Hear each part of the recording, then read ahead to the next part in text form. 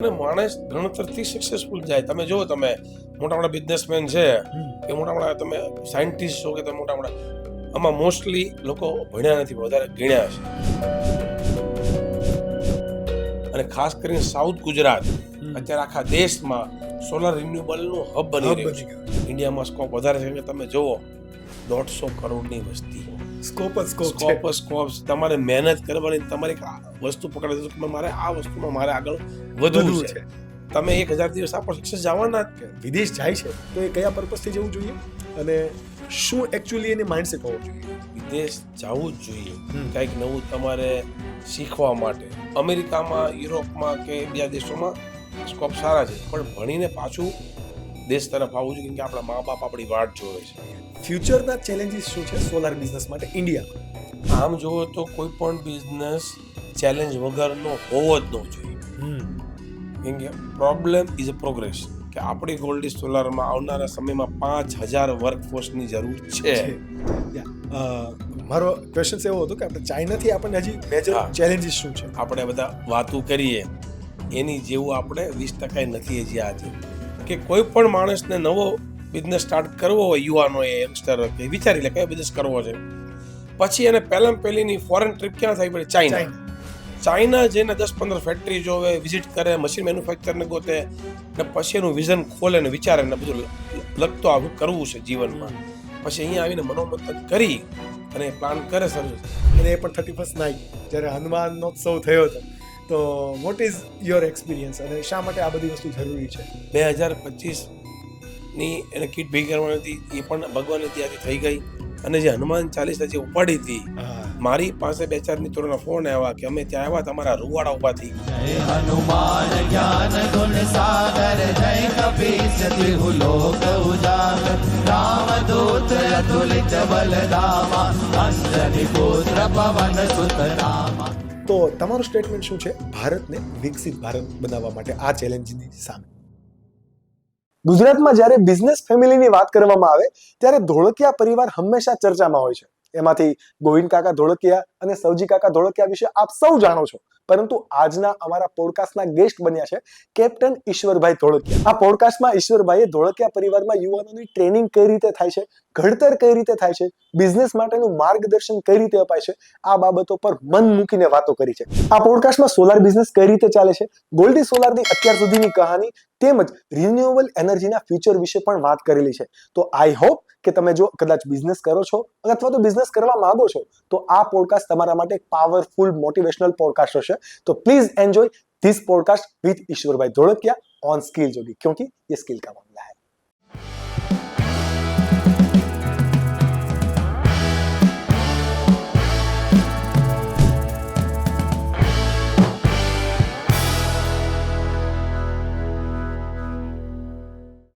Ishwarbhai, welcome to the skill Jogi show. Thank you. અમે જ્યારથી પણ પોડકાસ્ટ ચાલુ કર્યું ને ત્યારે અમે એક વિઝન હતું અમારું કે આપણે ધોળકિયા ફેમિલીમાંથી કોઈક એન્ટરપ્રિનરને લાવીશું. સૌથી પહેલા તો અમારો ટાર્ગેટ હતો ગોવિંદ કાકા, બટ કહેવાય ને કે ધીરે ધીરે એક આખી અમારી જર્ની જે પ્રમાણે ચાલે છે એ પ્રમાણે આજના અંદર અમને એક મોકો મળ્યો છે, એટલે we are really very grateful to have you. અને આજના જે ટોપિક વિશે અમારે જે ચર્ચા કરવી હતી, મારી ભાગ્યેશભાઈ જોડે પણ વાત થઈ, તો ફર્સ્ટ ઓફ ઓલ તો ગોલ્ડી સોલાર વિશે તો અમે બધા જ જાણીએ છીએ, તમારું કેપ્ટન હોવા વિશે પણ અમે બધા જાણીએ છીએ, બટ આજે બિઝનેસ કરતાં પણ મારે તમારી સાથે વ્યક્તિત્વના વિકાસ માટે થોડી વધારે વાતો કરવી હતી. બિઝનેસમેનનો વિકાસ કઈ રીતે થઈ શકે, એટલે થોડાક નાના હળવા ક્વેશ્ચન્સથી આપણે ચાલુ કરીએ. કે ધોળકિયા ફેમિલી હોય એ હંમેશા ચર્ચામાં રહી, રાઈટ? કે ગોવિંદ કાકા હોય, સવજી કાકા હોય, ખુદ તમે હો, કોઈ સારા સત્કર્મથી હોય કે પછી પોતાના બિઝનેસની અંદર હોય, કોઈ ડોનેશનથી હોય કે કોઈ નોબેલ વર્ક કરતા હોય કે પછી કોઈ પણ જગ્યાએ ડોનેશન હોય, આ બધી જગ્યાએ ધોળકિયા ફેમિલી હંમેશા ચર્ચામાં રહી. તો આ ફેમિલીની અંદર તમારું અપબ્રિંગિંગ કેવું રહ્યું અત્યાર સુધી? આકાશભાઈ, વાત તમારી બહુ સાચી છે કે આ ફેમિલી ધોળકિયા પરિવાર હંમેશા અગ્રેસર રહ્યો છે. પછી સમાજના કોઈ પણ કામ હોય કે ભાઈ એજ્યુકેશનની વાત હોય, કંઈક સોશિયલ બધા હોય, એમાં પણ આની પાછળ એક જ હું તો બહુ મહત્વની વસ્તુ માનું છું કે આની પાછળ ભગવાનની કાંઈક એવી મોટી કૃપા અને કંઈક આશીર્વાદ હશે લોકોના, તો જ આ વસ્તુ શક્ય બને. હા, બહુ સાચી વાત. હમણાં આપણે જે રીતે પેલા વાત થઈ એ પ્રમાણે કે બધા જ લોકો સરખા કપડાં પહેરે છે, હા બધા લોકોની અંદર સરખું લોહી વહે છે. હા તો આપણે વળી એવું શું નવું કરી દઈએ છીએ કે આપણાથી કંઈક સારું કામ થાય છે ને લોકો જે બીજા છે એ સારું કામ કરવા માટે પોતાના ચોક્કસ પગલાં લેતા નથી. હા રાઈટ. ધોળકિયા ફેમિલીની અંદર આપણે એક વાત કરીએ કે જ્યારે કોઈ પણ વ્યક્તિ બિઝનેસ જોઈન કરે છે હા તો એની એક ખાસ પ્રકારની ટ્રેનિંગ થાય છે. વ્યક્તિને ઘરથી બહાર મોકલી દેવામાં આવે છે એક હા. લિમિટેડ અમાઉન્ટની અંદર. આ વિશે મારે થોડુંક સમજવું છે. આખી પ્રોસેસ કરી તો એના બેનિફિટ શું મળે?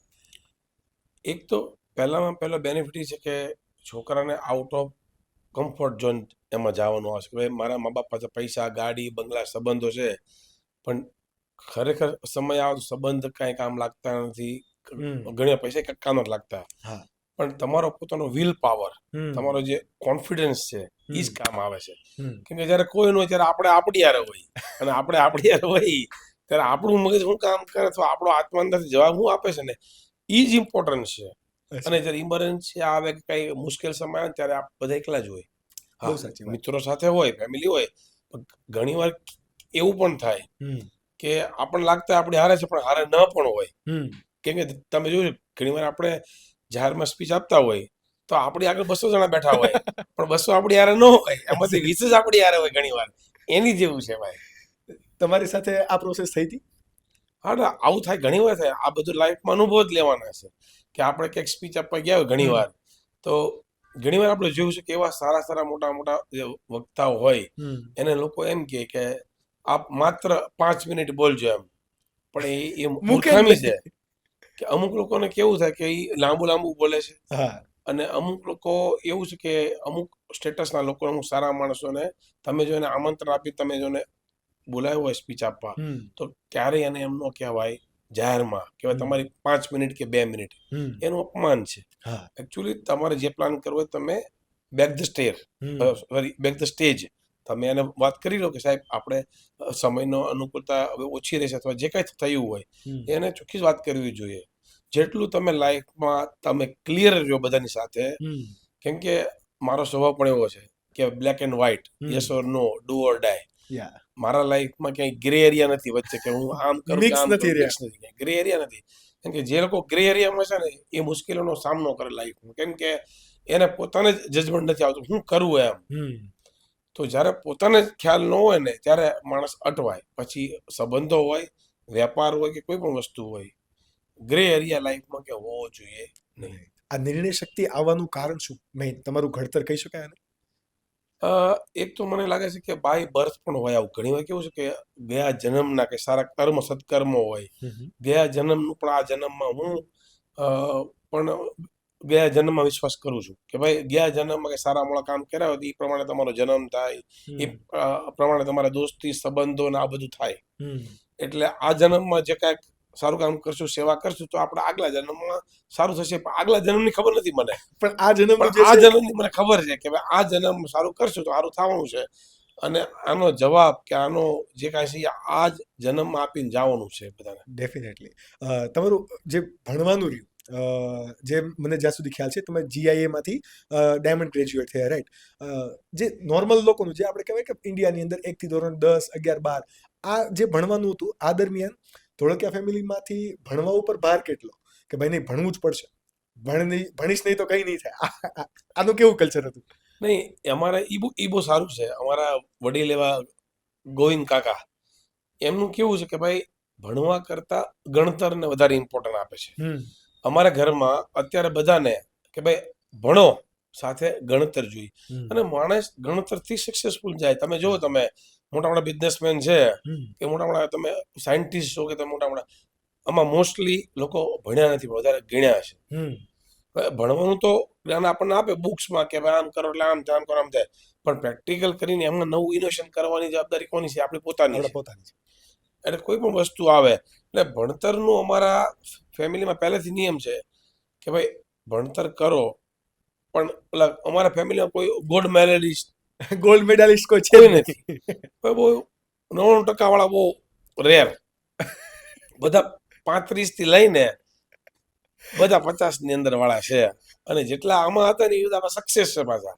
તમારા ટોટલ કેટલા પર્સન્ટેજ હતા આમાંથી? તમે કયા સ્લેબ? હું તો માંડ પાસ થતો ભાઈ, કેમ કે હું તો કહું સાધનામાં ભણ્યો સાધના જે આપણી સરકારી જે હા જે નહીં સાધના પ્રાઇવેટ સ્કૂલ છે પણ આ એક હીરાબાગ વાળી છે હા હા એમાં હું મિની બજાર હા છે, બે એક છે. એક છે મિની બજાર યા. પણ મારે હીરાબાગ મારે ભણવાનું થયું તેમાં સર મને એમ કે ને કે 2 માર્ક 3 માર્ક દર નાખી અને મને આગળ વધારતા ચડાવ પાસ ધક્કા ગાડીએ ચાલે. અને ઈ થાય તો જ આ બધું થાય છે મને એવું લાગે છે. હા હવે તમે જોવો તો મારી સાથે જે અમુક જે મિત્રો હતા એ ઘણા હોશિયાર હતા સાયન્સમાં 10મા 11મા સાયન્સ લીધા એના 98-99% હતા ઓહ. પણ એ બિચારા આજે અત્યારે હવે એના ભાગ્ય સમજો કે ઈ મહેનત કરતા નથી એવું નથી હમ પણ ઈ અત્યારે કોઈ જમીન કોઈ દલાલી કરે છે બીજા નાના મોટા કામ કરે છે હમ.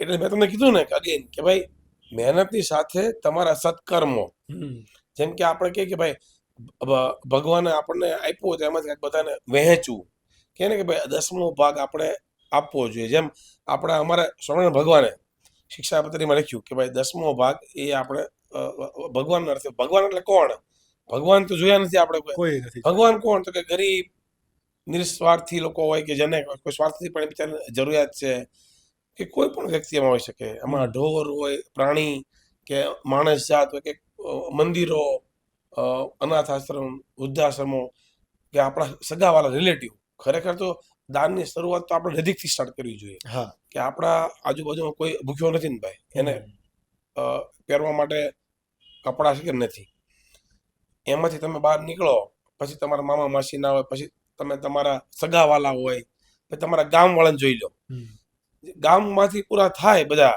પછી તમે વાત કરો કે અમારે અહીંયા દાન કરવું એ કરવું તો એ વ્યવસ્થિત થાય વ્યવસ્થિત છે. અને એ લેખે છે બધી વસ્તુ કારણ કે આપણા પેલા કેને ઘરના છોકરા ઘંટી સાટે અને એવું ન થવું પડે હમણાં જે તમે વાત કરી કે ઘણા બધા લોકો કે જેને બહુ સારા ટકા હતા તમારી સાથે જે ભણતા બરોબર, તો આવું બની શકે કે નો ડાઉટ સત્કર્મો કે પછી પોતાના ફેમિલીના એથિક્સ આ બધું એમાં કામ કરતું જ હોય, બટ કોઈ વ્યક્તિને પ્લેટફોર્મ મળ્યું છે અને ઘણા વ્યક્તિઓ કેપેબલ હોવા છતાં એને લોકોને પ્લેટફોર્મ નથી મળ્યું. કદાચ આવા તમને પ્રશ્નોનો કદાચ તમે સામનો કર્યો પણ હોય ખરા કે ભાઈ ધોળકિયા ફેમિલી ઓલરેડી વેલ સેટલડ છે એટલા માટે તમને એક પ્લેટફોર્મ મળ્યું, આવો કોઈ પ્રશ્નો તમે સામનો કર્યો અત્યાર સુધીની જર્ની? ના, એ વાત ચોક્કસ તમારો પ્રશ્ન બહુ જોરદાર છે કે ભાઈ બધું જ હોવા છતાં પણ તમે પ્લેટફોર્મ તમને ન મળે અથવા બધું હોવા છતાં તમે સક્સેસ ન જાઓ. આપણે સમાજમાં વરાછા રોડ તમે આપણો છે એમાં પેલા બહુ બધી ડાયમંડ કંપની હતી તો એના જે નેક્સ્ટ જનરેશન આવ્યું એમાં અમુક લોકો સક્સેસ નથી થયા. એની પાસે બહુ બધા રીઝન્સ છે કે ભાઈ એક રીઝન એવું હોઈ શકે કે ભાઈ છોકરામાં તેલ દિવેલ ન હોય અથવા એના મા બાપે એને એ બાજુ એને ફોર્સ ન કર્યો અથવા એને કંઈ ઘડતર ન કર્યું અથવા એને વધારે પડતું આપી દીધું, બહુ માન સન્માન ગાડી બધું આપી દીધું એટલે પહેલા એને થયું ભાઈ આપણા બાપાનું કંઈ વાંધો નથી, આપણા ફાધરનું આપણું જ છે ને બધું એમ. પણ જો પહેલેથી એને નાનપણથી તમે જો એને થોડો ઈશારો કરતા આવો કે ભાઈ હું તને મારી મૂડીમાંથી કંઈ આપવાનું નથી, તારે જોઈએ તો લોન લઈ જા ભાઈ મારી પાસેથી, પછી મને વ્યાજ હારે પૈસા પાછા આપી દેજે, વધે એટલા તારા, અને હું વિચારીશ તારો કેવો વ્યવહાર છે, તારા કેવા સંસ્કાર રહી છે, તું કેવી મા બાપની સેવા કરે છે. એવું કઈ જરૂર નથી કે બધા જ લોકો મા બાપની સેવા કરે, તો એની ફ્રેન્ડ સર્કલ કોણ છે આ બહુ ઇમ્પોર્ટન્ટ છે. હવે 2 ફ્રેન્ડ એવા આવી જાય એના તો એમાં અલગ લતે ચડી જાય, સિગરેટ માવા પાન પછી આ બધા ડ્રગ્સના રવાડે ચડી જાય, તેમાં મા બાપ શું કરે બિચારા? પણ એ જો મા બાપ એને ટકોર કરતા રહે, એનું થોડું મોનિટર કરે, કોઈને સીઆઈડી કરવાની જરૂર નથી કે મારો દીકરો હું કરું નહીં, પણ મા બાપની એ જવાબદારી છે. યસ, બહુ સાચી વાત છે તમારી. જ્યાં સુધી એના લગ્ન ન થાય ત્યાં સુધી દીકરાની જવાબદારી મા બાપની છે. તો મા બાપ આપણું જોવે તો શું વાંધો હોઈ શકે? આજકાલના છોકરા એમ કે બધા સીઆઈડી કરે છે અને અમારે વિશ્વાસ નથી, અમારે પાછળ લોકોને લગાવી દીધા છે, વોચમેન જ રાખ્યા છે. વિશ્વાસની વાત જ નથી. અને ક્યારે વિશ્વાસ અવિશ્વાસમાં આવે? જ્યારે તમારું વર્તન, જ્યારે તમારી વાણીમાં ફરક પડે છે, જ્યારે તમારા બિહેવિયર ચેન્જ થાય ત્યારે મા બાપ કે સમાજને તમારી પાછળ જોવાની જરૂર પડે છે. ભાઈ આનું કંઈક ડાઉટફુલ નથી ને કંઈ. અને શેના માટે? સારા હિત માટે, યુવાનોના દીકરા દીકરીના હિત માટેની વાત છે. મા બાપને બીજું શું જોઈએ? નકર એ બિચારાએ કેટલી મહેનત કરી હોય. કોઈ મા બાપ હોય છોકરાને સારી સ્કૂલમાં ભણાવવા, સારા કપડાં પહેરાવવા, કેટલું એનું પેટ ઘસી નાખે, શરીર ઘસી નાખે, નોકરી કરે, જોબ કરે, વાસણ ઉટકવા જાય, કોઈ દલાલી કરે, આખો દી ઊભા રહે, નોકરી કરે, અને છેલ્લે 18 વર્ષની છોકરાને એના એક દોસ્તાર આમ તેમ મળી જાય, પછી કે બાપા આવજો, તો કેટલું દુઃખ લાગે મા બાપને. બહુ વધારે હવે તમે એ મા બાપ જો દુઃખી થયા હોય, હમ. એ છોકરાની જિંદગી મારું થાય સવાલ જ સવાલ નથી. જ નથી. આવો જ અત્યારે એક જો સળગતો પ્રશ્ન હોય ને તો એવો છે કે અહીંયાથી છોકરાઓ જે વિદેશ જાય છે, આ એક કહેવાય ને કે ટોપિક બહારની વસ્તુ છે, પણ છતાં હું અહીંયા મેન્શન કરીશ હાજી ભાઈ. કે લોકો જે વિદેશ જાય છે, છોકરાઓ જે મારી એજની અંદર છે, એ લોકોમાં 50% લોકો અત્યારે એવા છે કે ત્યાં જ રહેવાનું વિચારે છે. એ 50%માંથી 30% લોકો તો એવા છે કે એમના ફેમિલી સાથે કનેક્શન તોડી દે છે, અથવા તોડી તો દે છે. પૈસા નથી મોકલાવતા, અને એમના માવતરને આપણે અહીંયા જોયા છે કે એ લોકો રીબાય છે. તો આ વિશે તમારો શું થોટ પ્રોસેસ છે? આ યુથને તમે શું કહેવા માંગો છો કે વિદેશ જાય છે તો એ કયા પર્પઝથી જવું જોઈએ, અને શું એકચ્યુઅલી એની માઇન્ડસેટ હોવો જોઈએ? એકચ્યુઅલી વિદેશ જવું જ જોઈએ, હમ. કંઈક નવું તમારે શીખવા માટે. હવે એમાં બહુ બધું આવે કે તમે કોઈ આર્ટ તમારી પાસે છે તો આર્ટ શીખવા જાઓ, એ ફોરેનમાં બહુ સારો સ્કોપ છે. સ્કોપ છે. એજ્યુકેશન લેવું છે, તમારે કંઈક સાયન્ટિસ્ટ બનવું છે, તમે કાંઈ પણ કરવા માટે વર્લ્ડમાં બહુ બધા ઓપ્શન સારા છે, જે ઇન્ડિયામાં પણ સારા આવી રહ્યા છે. સારા કામ ઇન્ડિયામાં પણ એજ્યુકેશન થઈ રહ્યા છે, થઈ રહ્યા છે. પણ અમેરિકામાં, યુરોપમાં કે બીજા દેશોમાં સ્કોપ સારા છે, પણ ભણીને પાછું દેશ તરફ આવવું જોઈએ, કેમ કે આપણા મા બાપ આપણી વાટ જોવે છે. યસ. એને આપણને મોટા કર્યા, એને આપણા સથવારાની જરૂર છે, મા બાપને, સમાજને, ફેમિલીને.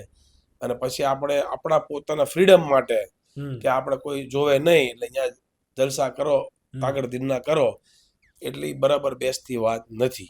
હા, તમારો મોટો બિઝનેસ છે, તમે આ સેટ થઈ જાઓ તો તમે સેટ થાઓ, અને તમારા મા બાપને પણ ત્યાં લઈ જાઓ. વર્ષમાં તમે 3-4 મહિના લઈ જાઓ. એટલે જે કલ્ચર છે ને એ ભૂલવાનું નથી.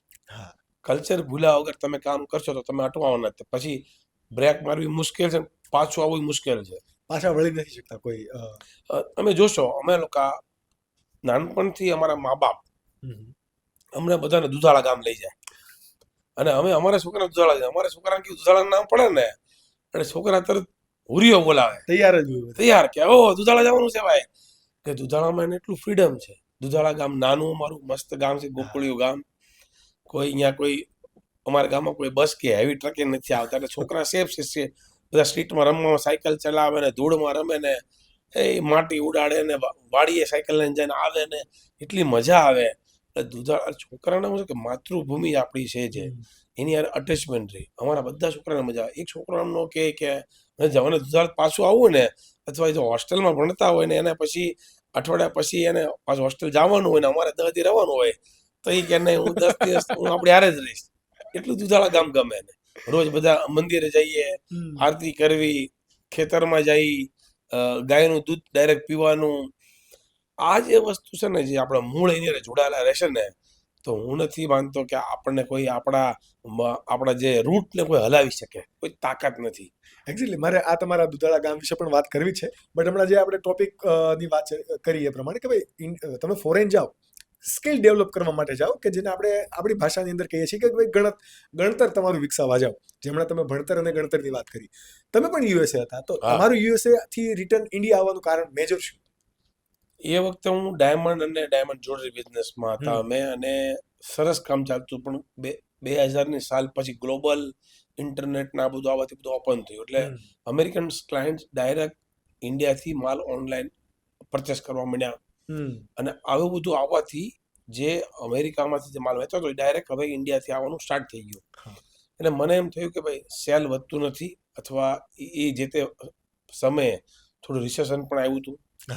પછી એ જે તે વખતે મને એમ થયું કે જો લાઈફનો ગોલ્ડન પીરિયડ મારો છે, જો હું અહીંયા હું જલસા કરીશ, જલસા એટલા માટે ત્યાં ગાડી બંગલા બધું હતું જ તે, અને એમાં કંઈ વાંધો નહોતો.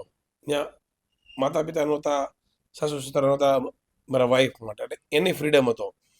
પણ અમે એકવાર એવું વિચાર્યું કે ભાઈ આપણા આને કદાચ ઇન્ડિયા તો આનાથી મોટું કામ થઈ શકે, ઇન્ડિયામાં સ્કોપ વધારે છે. કે તમે જુઓ 150 કરોડની વસ્તી, કેટલા બધા ક્લાયન્ટ, આ યુવાનો માટે બહુ મોટી વાત છે.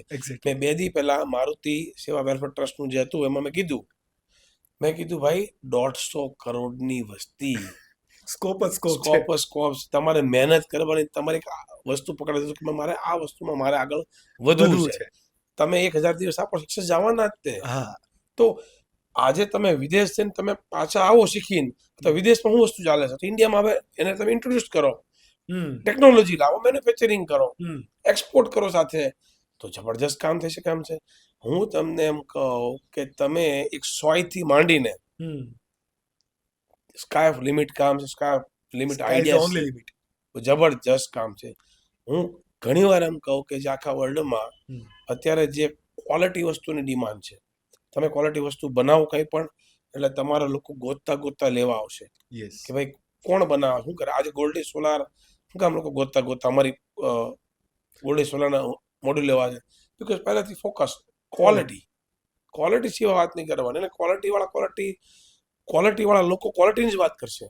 હવે ધારો કે તમે જેવા બિઝનેસમાં હોય ને એવું તમારું આજુબાજુનું સર્કલ થવાનું છે. હા, તમે એવા કોઈ ભંગાર બિઝનેસમાં છો કેવા, તમારા આજુબાજુ એવા જ લોકો આવશે. બહુ સાચી વાત છે. એટલે તમે જોયું છે, તમે ઘણા મહાન લોકો શું વાત કરે કે સારા લોકો સાથે રહેવું. હવે સારા લોકો આપણને હારે રાખે ક્યારે, કે જ્યારે આપણે સારા બનીએ તો. એક્ઝેક્ટલી. નકર આપણને એ લોકો ઇગ્નોર કરે. સારા બનવું પડે, સારા બનો, સારા લોકો રાખે, સારા લોકો રહીએ એટલે સારું કામ આપણને મળે, નવો આઈડિયા મળે, બિઝનેસ મળે, અને સારું સર્કલ બનવાથી આપણા વિચાર સારા થાય, એટલે 100% તમે સક્સેસ જવાના. 100%. એમ. તો જે તમે યુએસએ થી ઇન્ડિયા આવ્યા, તમે કીધું કે ભાઈ ઓલરેડી વેસ્ટર્ન કન્ટ્રીની અંદર સોલારનો બિઝનેસ અને રિન્યુએબલ એનર્જી પેલું ઓલરેડી હતું. તો તમે એ આઈડિયા અહીંયા લઈને આવ્યા, અને એ એક રીઝન કહી શકાય કે ગોલ્ડી સોલાર ચાલુ થવાનું. હા, એ એક રીઝન ખરું, કેમ કે મેં જ્યારે હું અમેરિકાની યુરોપ જ્યારે જાતો, ઇઝરાયલ ને બધે, એ વખતે મેં ઘણા સોલાર પાવર પ્લાન્ટ જોયેલા, પણ આપણને ખ્યાલ નહોતો કે ઇન્ડિયામાં આવો બિઝનેસ આપણે સ્ટાર્ટ કરશું. પછી જ્યારે ઇન્ડિયા આવવાનું થયું, એટલે પાછો હું ડાયમંડમાં જ હતો. હા. પછી 2008ની જે રિસેશન આવ્યું, મંદી આવ્યું, ત્યારે અમે તો બધા જોઈન્ટ ફેમિલીમાં રહીએ, એટલે વિચાર કર્યો કે કોઈ આપણે બીજા બિઝનેસમાં એક્સપાન્શન કરવું છે, જવું છે, કેમ કે આપણું ફેમિલી મોટું છે અને આટલા બધા લોકોની ડાયમંડમાં જરૂર ખરેખર નથી, કેમ કે એની જે લિમિટ, એનો સ્કોપ એ તો ગ્રોથ હતો જ તે. એટલે પછી જ્યારે અમારા વડીલો સાથે મારે વાત થઈ, ચર્ચાઓ થઈ, અને મેં 7-8 બિઝનેસ મેં એ વખતે આઈડેન્ટિફાઈ કર્યા. એમાંનો સૌથી વધારે બિઝનેસ સારો મને આ જ લાગ્યો કે ભાઈ આમાં બહુ બધા કામ થતા હતા. એક સોશિયલ કામ, કે ભાઈ લોકોને જોબ મળશે. બીજું કે એન્વાયરમેન્ટને આપણે એવી વીજળી આપશું આપણે કે જે પોલ્યુશન વગરનો વીજળી, એટલે આપણે ગ્રીન એનર્જી આપશું, રિન્યુએબલ. ઇન્ડિયામાં નવી વસ્તુ છે, એટલે લોંગ ટર્મ સસ્ટેનેબલ ને આગળ વધશું. 5મી વસ્તુ એ છે કે આપણે આવા બિઝનેસમાં જવાથી આપણે એક્સપોર્ટમાં વધશે, કે આપણા દેશને વિદેશી ઉડિયામણ આવશે. અને આવા 5-7-10 વાત છે કે જેના લીધે હું આ રિન્યુએબલ એનર્જી તરફ મારો ઝુકાવ વધી ગયો, અને R&D કરી મેં 1 વર્ષ 8 મહિના R&D કરી કે આ બિઝનેસમાં જવું છે તો કેવી રીતે, કે 20-25 વર્ષની જવાબદારી હતી આમાં, કે ભાઈ કેવી રીતે હોય. હું યુરોપ, અમેરિકા, આફ્રિકા, જાપાન બધે ગયો, ફર્યો, અને બધાથી પ્રેક્ટિકલ નોલેજ લીધું, કામ કર્યું. પછી આ બિઝનેસમાં અમે આવ્યા, અને ભગવાનની દયાથી 10 મેગાવોટથી સ્ટાર્ટ કરી. પહેલી લાઈન જાપાન જર્મનીની હતી. હવે વાય જાપાન જર્મની, એ વખતે પણ અમુક દેશની સસ્તી અને સારી લાઈન મળતી હતી, પણ એટલે ન લીધી કે આપણા બિઝનેસમાં નવા હતા. આ એક વસ્તુ ખાસ યુવાનો માટે નોંધ લેવા જેવી છે કે જ્યારે તમે કોઈ નવા બિઝનેસમાં જતા હો ત્યારે ટ્રાયલ એન્ડ એરર અલાઉ નથી. જ્યારે તમે નવા બિઝનેસમાં જાઓ ત્યારે તમે ટેકનોલોજી સિલેક્ટ કરો ને એ વિચારીને કરો, કેમ કે તમે જો ટેકનોલોજીમાં તમે માર ખાશો, તમે સસ્તું કરવા જશો, તો એ તમને લોંગ ટર્મ સસ્ટેન થશે ને. તમારો ફોકસ સેલ્સ માર્કેટિંગને બદલે એ ટેકનોલોજીમાં રિપેર કરવામાં જ રહેશો, તો પ્રોડક્શન નહીં નીકળે. સારું પ્રોડક્શન નીકળવા માટે સારી ટેકનોલોજી લેવી પડે, અને પછી એક જ ફોકસ કરવાનો છે, સેલ્સ અને માર્કેટિંગ અને રિલેશન. એક બાજુની સાઈડ તમે ભૂલી જાઓ મેન્યુફેક્ચરિંગ, એમ કે ટેકનોલોજી સારી ને સારું મશીન છે, તમારું આવવાનું જ છે. એટલે એ બહુ ઇમ્પોર્ટન્ટ છે. અને એ અમે ત્યારે જાપાન જર્મની લાઈન લાવ્યા. એ લાઈન તમે 7-8 વર્ષ ચલાવી, કોઈ દિવસ બ્રેકડાઉન ન થયું, અને અમે વિન એવા થયા કે પ્રોડક્શનમાં લોકો ગોતતા આવતા હતા. અને આજે અમે 14 ગીગાવોટ એટલે 14,000 મેગાવોટનું પ્રોડક્શન થાય એટલી મોટી ફેક્ટરી અમે શરૂ કરીને અત્યારે 3 ફેક્ટરી આપણી છે, પીપોદરા, નવસારી અને કોસંબા, અને 4થી ફેક્ટરીની જગ્યા અત્યારે ગોતી રહ્યા છીએ. એ ભગવાનની કૃપા અને વડીલોના આશીર્વાદ છે. અને મારા ટીમ જે છે એની મહેનત છે. કેમ કે હું એકલો ગમે એટલો હોશિયાર હોઉં, મારું તો મારું વિઝન આપવાનું છે, પણ કામ તો મારી ટીમે કરવાનું છે. અને ટીમ ભગવાનની દયાથી 12-14 વર્ષથી જે લોકો ફર્સ્ટ એમ્પ્લોય હતા એ પણ આજે ગોલ્ડી સોલાની સાથે છે. એટલા માટે કેમ કે આપણે બધાને પ્રેમ આપ્યો છે, આપણે બધાને બધું વહેંચ્યું છે, આપણે બધાને મોટા બનાવવા છે, એની લાઈફમાં એ પણ સક્સેસ જાય, એને ગાડી બંગલા બને એવું હું પહેલેથી વિચારું. અને ભગવાન મને આવો વિચાર આપે એટલા માટે આ બધું સક્સેસ જાય છે. જ્યારે કોઈ પણ બિઝનેસમેન એના જે મૂળ પાયાના પથ્થરને લોકોને પૈસા નથી આપતા અથવા એને કંઈક એને વહેંચતા નથી, તો સક્સેસ જવાના ચાન્સીસ પાછા ઘટી જાય છે. આપણે ઘણા બિઝનેસમેનોને જોયા. બહુ મહત્વની વાત કરું છું કે જ્યારે તમારી સાથે જે પાયાના પથ્થરો હોય છે, જેને રાત દિવસ તમને તમારે હારે રહીને મહેનત કરી છે, એવાને ક્યારેય ભૂલવા નહીં. હા, એ ખોટું કરે તો સોરી ભાઈ, માફ કરજે ભાઈ, પણ ભાઈ તે કામ કર્યું છે, મારે તને એટલું આપવું છે, કરું. એ જે કામ કરશે ને એટલે એમાંથી તમારી ટીમમાં બીજા લોકો ઇન્સ્પિરેશન લેશે અને એ પણ રાત દિવસ તમારા માટે કામ કરશે અને તમારી કંપની અને તમને સક્સેસ કરશે અને કરશે જ. ડેફિનેટ વસ્તુ છે. બીજી એક મહત્વની વાત કરવી હતી આમાં કે જ્યારે આપણે કેવું છે, આપણે ગુજરાતીઓમાં દિલ બધાના મોટા હોય એટલે આપણે શું કરીએ, બધાને બધું આપણે આપવું છે, પણ ટેકનિકલ આપણે કઈ સમજતા નથી, લીગાલિટી. જ્યારે હું બહુ એક મહત્વની વાત કરું, મારા અનુભવની વાત કરું છું, અને અનુભવથી માણસ મોટો બને છે, અને અનુભવ બીજાને વાત કરો તો બધાને સામેવાળાને ફટાફટ મગજમાં બેસી જાય. તમારી ગમે એવડી મોટી તમારી કંપની થાય કે બિઝનેસ થવાનો છે, પણ તમે જે એગ્રીમેન્ટ, તમારા જે ટર્મ્સ એન્ડ કન્ડિશન એ પહેલાથી તમે ક્લિયર રાખો. આપણા સમાજમાં, આપણા ગુજરાતીમાં કેવું થાય કે ભાઈ જબાનની કિંમત બહુ મોટી છે, ચિઠ્ઠી પર વ્યવહાર હોય. તમે કહો કે ભાઈ આપણે કીધું એટલે કીધું, નો ડાઉટ બહુ સારી વાત છે, પણ કાલે સવારે કંઈક એક્સિડન્ટ થાય, તમે હો ન હો, તમારા છોકરો કંઈક આડોળો થાય, તમારો ભાગીદાર આડોળો થાય, કે દુનિયામાં કાંઈ પણ થઈ શકે, તમારો કોઈ એમ્પ્લોય આમ તેમ થાય, તો લખેલું હોય તો વચાય.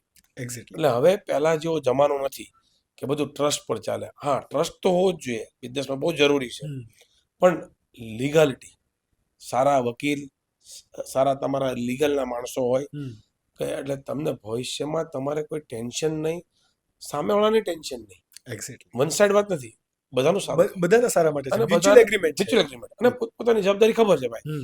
એક એક્ઝામ્પલ આપું કે તમે ધારો કે કોઈને વર્કિંગ પાર્ટનરશિપ આપો કે ભાઈ તું બહુ મહેનત કરી, અથવા તમે કોઈ એને અમુક તમે સ્ટેક આપો, તમે કાંઈક ઇઝોપ આપો તમારી કંપનીમાં શેરનું, પણ એક લેટર, ભાઈ તું કંપનીને આગળ વધારી એ કંઈ લખવાની જરૂર નથી, તો આગળ વધારે એટલા માટે આપણે આપીએ છીએ, પણ તું કંઈ અનઇથિકલ પ્રેક્ટિસમાં તું કંઈ પકડાઈશ, ખોટું કરીશ, કે કંપનીને ડેમેજ કરીશ, અથવા મને ડેમેજ કરીશ, અથવા કોઈ પણ શેર હોલ્ડિંગને ડેમેજ કરીશ, તો આ વસ્તુ તને નહીં મળે. એ એગ્રીમેન્ટ હોય એટલે બધાને શું થાય, પ્રેમ પણ રહેશે અને ડર પણ રહેશે કે ખોટું નહીં કરે, કેમ કે એની જવાબદારી લાવી છે, અને કામ તેમ કરો તો એના ભાગ્ય, આપણે તો સારું કરવું છે. આ બહુ મહત્વનું છે, અને આ બધા બિઝનેસમેનોએ લેવાની જરૂર છે. અને ડાયમંડ કે કોઈ પણ ઇન્ડસ્ટ્રી હોય, બધાએ પોતપોતાનું ફેમિલીમાં આજકાલ હવે એવું રહ્યું નથી કે ભાઈ વડીલનું બધા સાંભળે, વડીલનું સાંભળવું જ જોઈએ, વડીલો આપણા માટે સારું કરવાના હોય, પણ હવે મેં કીધું આગળ કે દોસ્તાર ફરક પડે તો બધું ધમાલ ઘરમાં આવે, સંગતનો ફરક પડે, સંગત ફરક. તો એના માટે ફેમિલીનું પણ એવું હોવું જોઈએ કે ભાઈ લખાણ, કે ભાઈ કોનો ક્યાં ભાગ છે કંપનીમાં, કોને કેટલું કામ કરવાનું છે, સ્પષ્ટ જવાબદારી પણ હોવી જોઈએ કે તારી આ જ જવાબદારી, તારી જવાબદારી આ. એટલે લોંગ ટર્મ તમારો બિઝનેસ સસ્ટેન થવાનો છે, બધાને પોતપોતાના કામ કરવાના છે, કોઈને એકબીજામાં ઇન્ટરફિયરન્સ નથી કરવાનું, અને જો પોતાની જવાબદારી પોતે નિભાવે તો ભગવાનને પણ અહીંયા આવીને સક્સેસ તમારું કામ કરવું પડે. આ બહુ મહત્વની વાત છે કે જે આપણા લોકો સમજતા નથી. હજી મારા અનુભવના આધાર કહું છું કે આ બધી વસ્તુ તમારી બહુ જરૂરી હવેના સમયમાં છે. ગુજરાતીઓની બહુ મોટી મિસ્ટેક તમે કીધી કે એ લખતા નથી, એ તો છે જ, બટ અહીંયા એક બીજો કન્સર્ન પણ આવે કે જે આ ફેમિલી બિઝનેસ, તમે જે હમણાં અત્યારે વાત કરી ફેમિલી બિઝનેસ, એક તો તમારા ધોળકિયા ફેમિલીની અંદર જો હું એડવાન્ટેજીસની વાત કરું તો એક તો ફેમિલી બિઝનેસ છે, પ્લસ જોઈન્ટ ફેમિલીની અંદર હજી એક કલ્ચર ચાલે છે. અપાર્ટ ફ્રોમ બહુ બધા લોકો છે જ કે જે જોઈન્ટ ફેમિલીમાં રહે છે, જોઈન્ટ ફેમિલીમાં બિઝનેસ કરે છે, પણ અત્યારે જે તમે જે સ્કેલઅપ અથવા તો જે સ્કેલ પર અત્યારે તમે છો એ બિઝનેસ પર આવીને જોઈન્ટ ફેમિલીમાં રહેવું, કારણ કે અત્યારે આપણે જોઈએ છે ન્યુક્લિયર ફેમિલીના કેસીસ ઘરે ઘરે વધતા જાય છે. બહુ લોકોને કામ નથી કરવું વગેરે વગેરે. એટલે એક કહેવાય ને કે પતિ પત્નીની અંદર વાઇફ તરફથી તો એવા કન્સર્ન હોય જ છે, ઓફકોર્સ આપણે એ વિશે સાંભળીએ છીએ. બટ બીજું આવે જ્યારે બિઝનેસ, જોઈન્ટ ફેમિલી તો છે પણ જોઈન્ટ બિઝનેસ પણ છે, તો એની અંદર પણ કે ભાઈ ભાઈઓની અંદર મતભેદ ના થવા, એક પેઢીથી બીજી પેઢીની જે જનરેશન હોય તો જનરેશન વચ્ચે મતભેદ ના થવા, તો આવા ઘણા બધા બિઝનેસ કરે છે. આના વિશે અથવા તો આવા પ્રકારનો બિઝનેસ તો આવું પ્રકારનું કલ્ચર બંનેને સાથે લઈને ચાલવું, એના માટેના કયા પાયા હોઈ શકે કે આવું ધ્યાન રાખવું જોઈએ? બહુ મહત્વનો સવાલ છે. માણસ ગમે એટલો હોશિયાર હોય પણ જો ઘરવાળી વાઈફ હોય એને જો એવી ટેવ હોય ને કે નાની વસ્તુમાં તમારો ભાઈ આમ કરે, તમારા આમ કરે, તો એ કઈ સક્સેસ જવાનું નથી. સક્સેસ થવું હોય અને સારા ઘરેણાં પહેરવા હોય, ઘર સારું બનાવવું હોય, ગાડી લેવી હોય, તો એને કોમ્પ્રોમાઇઝ કરવું પડે, થોડું લેટ ગો કરવું પડે. જીવનમાં લેટ ગો થોડું તો કરવું જ પડે. હા, એવું લેટ ગો નથી કરવાનું કે ભાઈ તમારું સ્વમાન ન રહે, તમારા કોઈ અપમાન કરે, એ વાત નથી કરતો. નાનું મોટું તો લેટ ગો કરવું પડે. જેટલું અપમાન સહન કરવી એટલા થોડા વધારે સક્સેસ જાય ને એટલું જરાક વધારે આપણને ભગવાન બુદ્ધિ આપે. અને અમે જે જોઈન્ટ ફેમિલીમાં રહીએ છીએ, જે આપે કીધું ને કે ભાઈ આ પણ બહુ મોટી જવાબદારી છે. અમે જે ધોળકિયા ફાર્મમાં જે બધા રહીએ છીએ, અમારા લીડર ગોવિંદ દાદાજી, એણે લાઈફમાં ખૂબ લેટ ગો કર્યું હશે. એણે લાઈફમાં ખૂબ મોટું દિલ રાખ્યું છે, એના અમે સાક્ષી છીએ. ઘણી વસ્તુ એવી છે કે જે જ્યાં જીવનમાં ના બોલી શકાય, એટલા ઉદાર, એટલા પૈસા, એટલું લેટ ગો, એ બહુ, એ તો હું એમ કહું ને કે અમારા ઘરના એ બે હાથવાળા ભગવાન છે. આપણે ભગવાનને નથી જોયો, પણ આ મારા ગોવિંદ દાદા અને મારા ફાધરની ભગવાન છે ભાઈ. આ તો મેં આવા, અને અમે તો આ જન્મ આ ભગવાને જે આપ્યો ને, હજી 2 દિવસ પહેલા જ હું એકલો હતો ત્યારે વિચારતો હતો કે ભગવાને કેટલી કૃપા કરી કે ધોળકિયા પરિવારમાં મારો જન્મ આપ્યો. પણ આવા મા બાપ, આવા મારા ગોવિંદ દાદા જેવા વડીલ, આવા મારા ભાઈઓ, બધા ભરત જેવા ભાઈઓ છે, બધા જ ભાઈ એટલું ધ્યાન રાખે. અને બીજું જો ધંધામાં બધાનું પ્લસ માઇનસ થાય, કોઈ બધા બાજુમાં ઉભા રહે, મદદ કરે, તમને મોરલી સપોર્ટ આપે, બહુ સપોર્ટ આપે છે ભાઈઓ બધા. ઘણા મારા નાના ભાઈઓ છે, જેમ કે મારા શ્રેયાંશભાઈ છે, અક્ષયભાઈ, એ બહુ હોશિયાર, બહુ ટેકનિકલ, પણ છતાં પણ મારા લાયક કંઈક એને કંઈ દેખાય, કંઈક મને કંઈ સજેશન આપવા હોય તો મને આપે. અને મને તો બહુ આનંદ થાય કે મારા ભાઈઓ મને કંઈક સજેશન આપે ને, હું એને બહુ પ્રેમથી લઉં. અને એ આઈડિયાઝથી પણ હું ઘણી જગ્યાએ સક્સેસ જાતો, કેમ કે બહુ બધું છે આમાં. અને અમારા ફેમિલીમાં એક જોઈન્ટ ફેમિલીનું એક જે કલ્ચર રહ્યું છે, એમાં એક મહત્વનું એ છે, રોજ રાત્રે બધાએ 9:15 બધાએ ભેગા થવાનું, ગેટ ટુ ગેધરિંગ, અને 10-12 મિનિટ ભગવાનનું હરિનામ લેવાનું, ધૂન ભજન કીર્તન થાય, હનુમાન ચાલીસા બોલાય, એટલે એકત્વ આવે. અને આપણને ખબર છે હનુમાનજી તો બહુ મોટી શક્તિ છે. અને આખા બ્રહ્માંડમાં જો સૌથી વધારે જો દેવને કોઈ માનતા હોય, સંપ્રદાય તો અનેક છે, પણ હનુમાનજી મહારાજ બધાના છે. હા, એટલે હનુમાનજી મહારાજ તો અહીંયા હોય તેને હનુમાન ચાલીસા બોલે, આટલી શક્તિના બળ.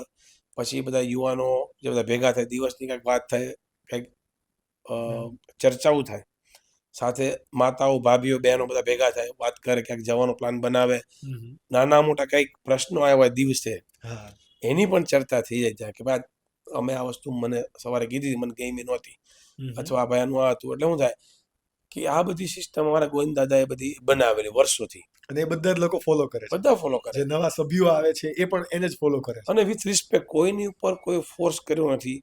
એમ કે એની ભક્તિને એનું તપ જ એવું છે ગોવિંદ દાદાનું ને અમારા વડીલોનું, કે જેની શક્તિથી આ બધું હાલે છે.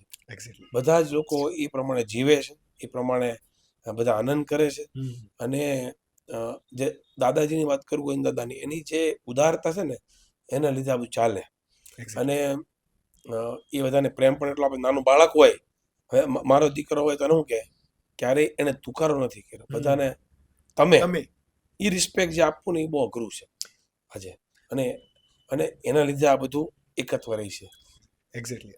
મારી ગોવિંદ કાકા જોડે એક વખત સરદારધામને લઈને કંઈક જીપીબીએસને લઈને મારે ચર્ચા થઈ હતી. તો શૂટિંગ કરવાનું હતું, ત્યારે મેં એમના જે પીએ છે એમની સાથે મેં વાત કરી, એટલે સર તરીકે વાત કરી. હા હા એટલે મને એક કલ્ચર ત્યારે પણ ગમ્યું કે એ વ્યક્તિએ પણ મને કીધું, સાહેબ ભાઈ કહેવાનું, મને સર નહીં કહેવાનું, તમારી કંપનીમાં કોઈને સર નહીં કહેવાનું. હા હા જ્યારે અમારી કંપનીની અંદર એક પહેલેથી એવું કલ્ચર છે કે પ્યુન છે એને પણ આપણે સર કહ્યું, એટલે એક રિસ્પેક્ટ બધાની મ્યુચ્યુઅલી જળવાઈ રહે. બટ મને એ પણ ગમ્યું કે ગોવિંદ કાકા તો એમના પરિવારમાં તો ઠીક છે, પણ એમની સાથે જેટલા એ લોકો કામ કરે છે એ બધા પણ શિસ્તતાની અંદર આવી ગયા છે. યસ અને કોઈ પણ અત્યારે યંગ આંત્રપ્રિનર મારી જનરેશનની અંદર જોઈ લઈએ તો બે લોકોને હંમેશા આદર્શ માનતા હતા, સ્વર્ગસ્થ હવે રતનજી ટાટા, કે બધા લોકો એને આઈડિયલ માને છે. યસ અને જો ગુજરાતી હશે ને તો એ ગોવિંદ કાકા વિશે જાણે છે તો એક એને આઈડિયલ માને છે. આઈ એમ વન ઓફ ધેમ. યસ એટલા માટે મેં સ્ટાર્ટિંગમાં પહેલા કીધું કે મારે તો પહેલા ગોવિંદ કાકાની જ મારી ઈચ્છા હતી, પણ ગોવિંદ કાકા હવે પોતાના કહેવાય ને કે રાજ્ય સાંસદ તરીકે પણ બહુ બધા કામમાં અવેલેબલ હોય છે, એટલે ના મળી શકે. બટ આ પરિવારની અંદર જન્મ લઈને એ પરિવારની અંદર આગળ કામ કરવું ને એ હકીકતમાં બહુ સૌભાગ્યનું નસીબદાર લોકોને મળે, યસ સર આ વસ્તુ આપણે માની શકાય. આપણે ફરીથી મેઇન પોઈન્ટ પર આવીએ, જે ગોલ્ડી સોલારની આપણે વાત કરતા હતા, રાઈટ, કે ગોલ્ડી સોલાર વિશે અત્યારે બધા એમની વેબસાઇટ પરથી બહુ બધા ઇન્ટરવ્યુઝ તમારા પણ થયા છે. આના વિશે તો સૌ કોઈ જાણે છે હાજી કે ભાઈ 2026ની અંદર હવે આઈપીઓ લોન્ચ કરવાની તૈયારીઓ છે, આવી ન્યૂઝ રિપોર્ટની અંદર બધું છે. એક્ઝેક્ટલી પબ્લિક લિમિટેડ કરવાનો અથવા લિસ્ટેડ કંપની થવાના લેટેસ્ટ ન્યૂઝ શું છે તમારી સાઈડથી, એ મને જો કોઈ મળી શકે તો. એકચ્યુઅલી આપણે પબ્લિકલી જવાનું મેઇન કારણ એ છે કે ગ્રોથ, વિકાસ. આપણી પાસે જે ડિમાન્ડ, જે ઓર્ડર છે, જે મલ્ટીનેશનલ જે કંપની ઇન્ડિયાની હોય કે આઉટસાઇડ ઇન્ડિયાની, એની ડિમાન્ડને પહોંચી વળવા એક લિમિટ હોય આપણી, કે પોતાના ફંડ્સ, બેન્કિંગ કે આના માટે, અને મોટો પ્રોફિટ જોડવો હોય તો અગર આપણું જો બેંકનું વ્યાજ હોય કે જે આપણે એક્સ્ટ્રા ખર્ચો લાગે છે આપણે ઓછો કરીએ તો આપણું પ્રોફિટ વધે તો એટલો ફાયદો લોકોને થાય. બીજું કે તમારે એક જરૂરિયાતથી વધારે એક્સપાન્શન તમારે કરવાનું થાય ત્યારે તમારે આવી રીતે લોકો સમક્ષ જવું જોઈએ અને આપણે ફંડ રેઝ કરીએ તો આપણો વિકાસ ખૂબ આગળ વધે. જે છે એમાં થોડીક આપણને વેગ મળી શકે. તો 2026ની અંદર શું ખરેખર પબ્લિક લિમિટેડ કંપની થવાની છે કે હજુ પણ એમાં સમય લાગશે થોડો ઘણો? નહીં, એટલે 2026ની આસપાસ આપણે આ કંપની લિસ્ટિંગ થવા જઈ રહી છે. ઓકે. અત્યારે આપણે પ્રી આઈપીઓનો ફંડ્સનું પ્લાનિંગ અત્યારે બધું ચાલી રહ્યું છે અને ભગવાનની દયાથી એની વેલ્યુ પણ બહુ સરસ આવી છે. અને આપણે એટલું આપણી પાસે મોટું પ્લાનિંગ કર્યું છે આપણે કે આવનારા સમયમાં આ કંપની હજારો કરોડોની બનવાની છે અને બનશે, એમાં કોઈ શંકાને સ્થાન નથી. કેમ કે આપણી પાસે, આપણે ક્યારેક ઉધારીમાં બિઝનેસ કરતા નથી. આપણે બધું એડવાન્સમાં પ્લાનિંગ કરીએ છીએ. એડવાન્સ આવ્યા પછી જ એનું બુકિંગ કરીએ, એનું મેન્યુફેક્ચરિંગ થાય.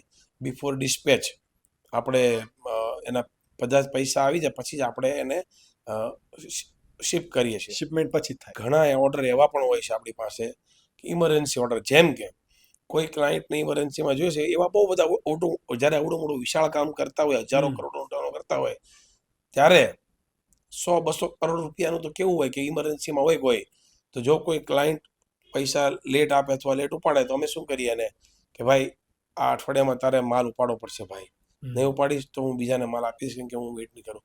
તો જે ઇમરજન્સી વાળો હોય એને માલ આપી દે, પછી પેલાને આપણે કહીએ કે ભાઈ આપણે આપની લિમિટમાં કામ નથી કર્યું, અમે તમને નેક્સ્ટ પાછું તમે 1 મહિના કે એમાં તમને માલ આપશું. આપણું જે કમિટમેન્ટ છે એ પહેલાં છે. આપણે રાઈટ ટાઈમ પર બધાને ડિલિવરી કરવાની કોશિશ કરીએ છીએ. ડિલિવરી ઘણીવાર એક્સપોર્ટ ઇમ્પોર્ટને લીધે ઘણીવાર પ્લસ માઇનસ થાય તો આપણે એડવાન્સમાં બધાને જાણ કરીએ છીએ. એટલે આ જે વાત છે કે ભાઈ રેસ કેમ કરવું છે, તો ભાઈ એક્સપાન્શન કરવા માટે મોટું એક્સપાન્શન છે આવનારા સમયમાં. જે made in India, make in ઇન્ડિયાની વાત છે કે ભાઈ લોકલ ફોર વોકલ, જેમ આપણા માન્ય વડાપ્રધાન શ્રી નરેન્દ્રભાઈનું વિઝન છે કે આ દેશ એક આત્મનિર્ભર બને, મારા યુવાનોને જોબ મળે, મારા દેશમાં મોટું કામ થાય અને દેશના પૈસા દેશમાં જ રહેવા જોઈએ. એના માટે થઈને અમે પણ એમના વિઝનને સહયોગ કરવા, એમની સાથે ખભો મળાવીને કામ કરવા માટે થઈને અમારી ગોલ્ડી સોલાર અને ઈશ્વર ધોળકિયા કટિબદ્ધ છે. કેમ કે આ એક દેશની સેવા છે. આપણે બોર્ડર પર જઈને આપણે યુદ્ધ નથી કરવાના, પણ આપણે એઝ એ બિઝનેસમેન, એન્ટરપ્રિન્યોર્સ કે દેશની જર્નીને આપણે સાથે રહીને કામ કરીએ અને લોકોને જોબ મળે, લોકો કામ કરે અને દેશને આપણે એક મહાન દેશ બનાવવા તરફ જઈએ એ આંતરિક વિઝન રીતે મજબૂત બનાવો દેશને, એ એક બિઝનેસમેનનું કામ હોય, એન્ટરપ્રિન્યોરનું કામ હોય. અને મેં એવું કંઈક સાંભળેલું પણ ખરું કે જે સૈનિક હોય એ નો ડાઉટ સરહદની તો રક્ષા કરે, અને જ્યારે એ શહીદ થાય કે પછી કોઈ પણ એવું કેમ ને પરાક્રમનું કામ કરે, જ્યારે એને મેડલ મળતું હોય. એન્ટરપ્રિન્યોરને કોઈ મેડલ નથી મળતું. હંમેશા એન્ટરપ્રિન્યોરની મહાનતા એની પાસે ફેલિયરના કેટલા મેડલ છે ને એના ઉપરથી નક્કી કરી શકાય. કે એન્ટરપ્રિન્યોર હંમેશા કે એવું મેં સાંભળેલું.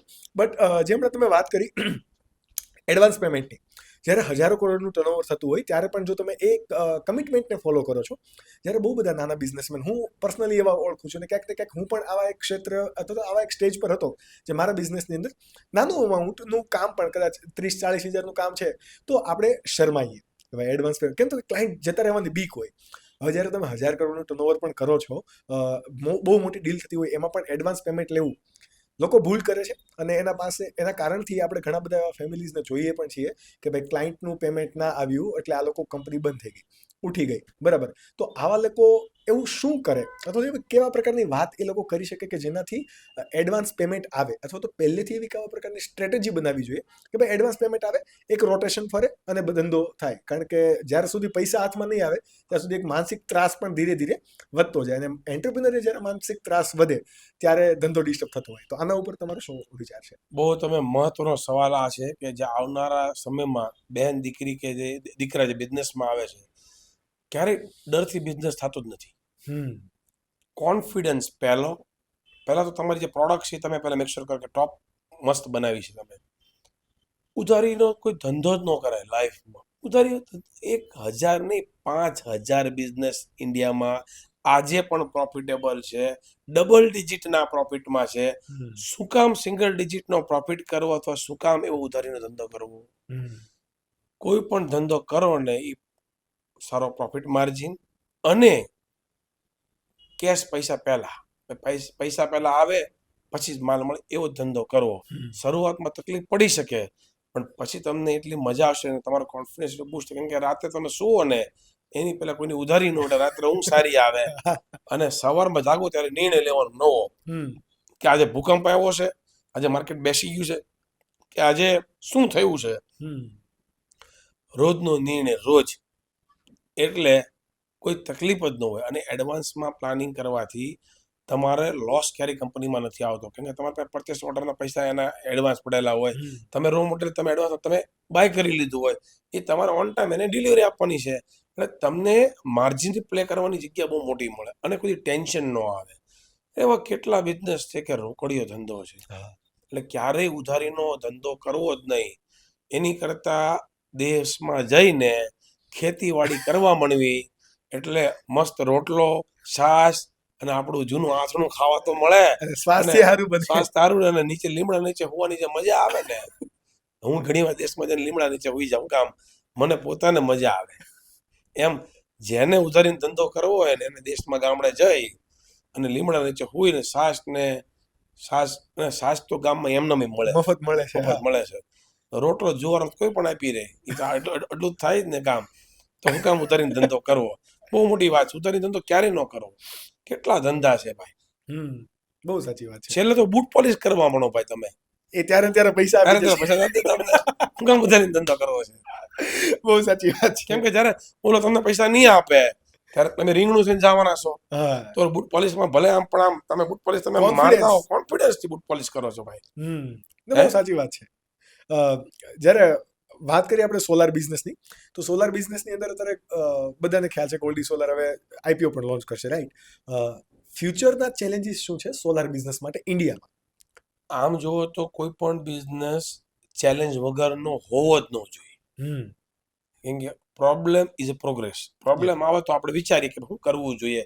પ્રોબ્લેમ ન હોય એવા લોકો તમે જોતા હશો, ટેક્સટાઇલ હોય, ડાયમંડ હોય કે કોઈ પણ બિઝનેસ હોય, એના ફિક્સ થયા ચશ્મા, ડાબલા બાંધી દેવા એટલે આ સ્પીડે જવાનું છે ભાઈ. હા, પણ પ્રોબ્લેમ આવ્યા કરે વચ્ચે ડિસ્ટર્બન્સ, તો હું તો વિચારીએ આપણે કે ભાઈ ક્યારે બ્રેક મારવી, બમ્પ આવે છે ભાઈ, ખાડો આવે છે કે ભાઈ ઓફરોડ થાય છે, બ્રિજ નવો બને છે, નીચે ઉતરીને જવાનું છે કે ભાઈ રોડ જ નથી, આપણે ભૂખ લાગી છે, પાણી પીવું છે, શું પણ એમ. એટલે આ તકલીફ તો આવવાની. એટલે અમારા બિઝનેસમાં તકલીફ નાની મોટી હોય છે. જેમ કે અત્યારે સ્કિલ મેન પાવર અવેલેબલ નથી. હા. આજે આપણી આ મોટી કંપનીના ગ્રોથ જોઈને ઘણા લોકો આ બિઝનેસમાં આવી રહ્યા છે, પણ સ્કિલ્ડ પાવર નહીં હોવાથી અત્યારે જે 20,000 ધારો કે સેલરી વાળો એ લાખમાં જાય છે અત્યારે, પણ પોતાની સ્કિલ લાખની નથી. તો એ ઇન્ડસ્ટ્રી માટે નુકસાન છે અને ઇન્ડસ્ટ્રી માટે ચેલેન્જ છે. પણ સાથે સાથે જે માણસ 20,000ની લાયકાત લાખમાં જાય છે એને નુકસાન છે. શું કામ? એને આજે મજા આવશે, પણ એનું પોતાનું સ્કિલ, પોતાના આઈડિયા એ નથી એની પાસે, કેમ કે ઇન્ડસ્ટ્રીની નીડને લીધે એને સેલરી સારી મળે છે. પણ જે પોતે પોતાનું R&D કરે, પોતે ડેવલપ કરે, પોતે હાર્ડવર્ક કરે, અને એ જો કોઈ એવી રીતે કરે તો એ બહુ મહત્વની વસ્તુ છે. એટલે ગોલ્ડી સોલારના ઓનર તરીકે હું બધા યુવાનોને જ કહું કે આપણી ગોલ્ડી સોલારમાં આવનારા સમયમાં 5,000 વર્કફોર્સની જરૂર છે. જો તમે સારા છો, તમે મહેનતુ છો, તમારે ભૂખ છે, કામ કરવું છે, તો ગોલ્ડી સોલાર તમને વેલકમ કરે છે. અને હું તમને જવાબદારીપૂર્ણ કહું છું કે તમે જો આ બિઝનેસમાં આવશો, ગ્રીન રિન્યુએબલ બિઝનેસમાં, તો તમારું ફ્યુચર બહુ મોટું છે. આવનારા સમયમાં તમને ઇન્ડિયામાં તો તમને બધા લોકો તમને ગોતતા આવશે, પણ આવનારા સમયમાં તમારા વર્લ્ડમાં પણ તમારી એટલી ડિમાન્ડ છે કે તમે એવા બિઝનેસની સાથે જોડાયેલા છો. ડેફિનેટલી. એટલે જેને કામ કરવું છે કે ને જોબ નથી, એ તદ્દન વાત ખોટી છે. જેને આંટા મારવા છે, બેવું છે, કામ નથી કરવું, એના માટે કામ નથી. બાકી તમે જુઓ તો કામ કરવાની કોઈ તાણ નથી. આજે વાત કરે છે અમુક લોકો જે જાહેરમાં કે જે મીડિયા સમક્ષ આવીને, તો એ વાત તદ્દન ખોટી છે. જોબ ઇન્ડિયામાં જોઈએ એટલી છે. પોતપોતાના વિચાર પ્રમાણે, સ્કેલ પ્રમાણે જો તમે વિચારો કે ભાઈ હું આળસુ છું, તો આળસુ પ્રમાણેનું જોબ ગોતી લે. બહુ માઇન્ડ એક્ટિવ એ પ્રમાણે ગોતી લે, અને મીડિયમ પેશન થશે મીડિયમ ભાઈ તું ગોત ભાઈ. પણ કામ તો બધા માટે છે ને છે જ. આઈ definitely agree with your statement કે મેં અત્યાર સુધીમાં 30 પોડકાસ્ટ જે બિઝનેસ બ્રેન સાથે મેં હોસ્ટ કર્યા, તો એ બધા જ લોકોનો એક જ કોમન ક્વેશ્ચન હતો, જે મેં તમને ચેલેન્જની વાત કરી, એ બધા લોકોને કે અમારે ગ્રોથ કરવો છે, અમને પ્રોપર મેન પાવર મળતો નથી. હવે જે રીતે તમે કીધું કે બધા લોકો પેલું કહે છે કે ભાઈ ભારતની અંદર બેરોજગારી વધતી જાય છે, અને જેટલા બિઝનેસ કરે છે ઓફકોર્સ એ બીજું કંઈ તો નથી જ કરતા, પણ એ એવું કહે છે કે ભાઈ અમારી પાસે છે રોજગારી, રાઈટ ટેલેન્ટ નથી. તો આ બે જે પિલાર છે એની વચ્ચે ગેપ બની ગયો છે. તો એ ગેપ શું ખરેખર એજ્યુકેશન હોઈ શકે? બિકોઝ એ એજ્યુકેશન, હવે મારી કંપનીની અંદર પણ જેવા લોકોની રિક્વાયરમેન્ટ છે એ લોકો મને તૈયાર મળતા નથી. એટલા માટે બિંગ એન આંત્રપ્રિન્યોર મારી પહેલી ફરજ આવે કે મારે જેવો ટીમ જોઈતી છે એ મારે બનાવવી પડશે. તો એ કોઈ પણ એનું doesn't matter whatever the qualification is, but એ જ્યારે આવે છે પછી અમે લોકો એમને ટ્રેન કરીને અમારી સાથે જોડાય છે. તો આ ગેપ જે છે એ ગેપ ક્યાં છે? નહીં, એજ્યુકેશન એટલે આજે આપણે જે ફિલ્ડ છે એમાં બે વસ્તુ, એજ્યુકેશન સાથે છે પણ સાથે સ્કિલ બહુ ઇમ્પોર્ટન્ટ છે.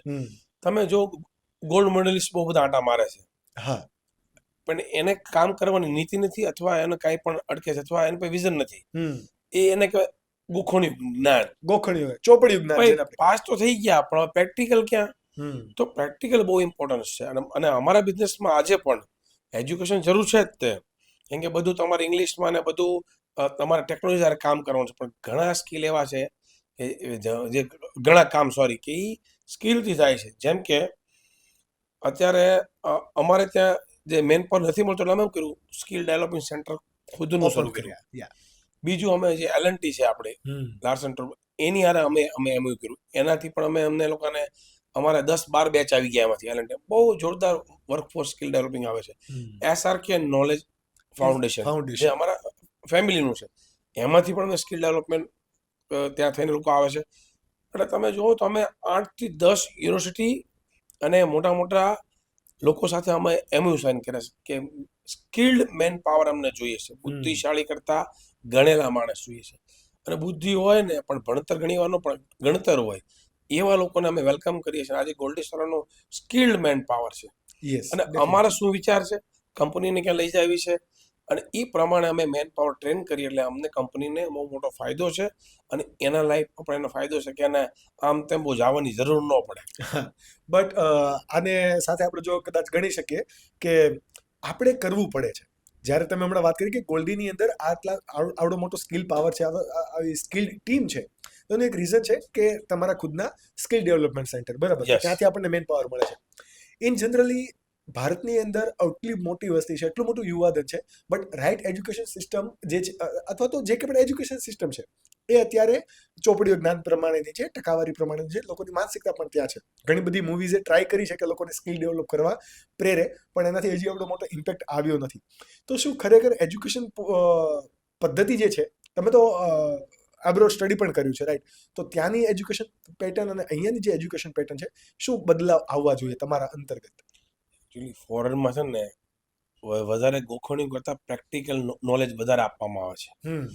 પ્રેક્ટિકલ નોલેજ અને ઇન્ડસ્ટ્રી વિઝિટ આ થવાથી યુવાનોના વિઝન ખુલે. વધારે એક્ઝામ્પલ આપું કે મારે જ્યારે આ ઇન્ડસ્ટ્રીમાં આવું હતું, મારે સોલારમાં, ત્યારે હું 10-15 ફેક્ટરી જોવા ગયો અને પાવર પ્લાન્ટ જોઈએ, એટલે મને વિઝન આવ્યું કે આમાં જવાય. પણ હું જો ખાલી કોઈની વાત સાંભળી હોત કે સોલાર ઇન્ડસ્ટ્રી બહુ મોટી છે અને આમાં જવું જોઈએ, તો હું ક્યારેક ઊભો પણ રહી ગયો હોત. પણ જ્યારે મેં પ્રેક્ટિકલ નોલેજ લીધું અને જ્યારે મેં જોયું અને સ્કિલ મેન પાવર ત્યાં મેં જોયો, એનું જે લુક જોયું, ફેક્ટરીનું સેટઅપ જોયું, તો ભાઈ આવી ફેક્ટરી નાખું ને તો મારે ત્યાં લોકો આવીને ઊભો રહી જાય. ઓ વાવ થવું પડે કોઈ પણ વસ્તુમાં. તો એ ફોરેનમાં છે, અહીંયા પણ છે, આપણા દેશમાં એવું. પણ જે એજ્યુકેશનની વાત કરી, હમણાં તમને કહું, હમણાં જે આપણા માનનીય શિક્ષણ મંત્રી પ્રફુલ્લભાઈ છે આપણા, એ પણ બહુ વિદ્વાન અને સરસ માણસ છે. એણે હમણાં ગીતાનો સિલેબસ એજ્યુકેશનમાં નાખ્યો, કે ગીતામાં મેનેજમેન્ટના નિયમો છે. અમારા ગોવિંદાદાસ શું કામ કહે છે કે હું સક્સેસ બીકોઝ ઓફ ગીતા. એટલે મેનેજમેન્ટની વાત આવે ત્યાં એમણે અગ્રેસર રહીને આપણે ગુજરાતમાં એજ્યુકેશન લાવ્યા. મેં હમણાં એમને એ પણ વાત કરી, સાહેબ સોલાર રિન્યુએબલ એનર્જીના કંઈક ક્લાસીસ, એના પણ સિલેબસ જે આપણા ITI છે ગુજરાત સરકારની, અને બધા યુનિવર્સિટીમાં તમે સ્ટાર્ટ કરાવો. એણે બહુ સરસ વાત કરી કે યસ, આઈડિયા સારો છે. એટલે આવનારા સમયમાં અમારી એમની સાથે મારી ટીમની મિટિંગ છે, અને ગોલ્ડી સોલાર અને સરકાર આ સાથે રહીને આ એજ્યુકેશન સિલેબસમાં આગળ વધી રહ્યા છે.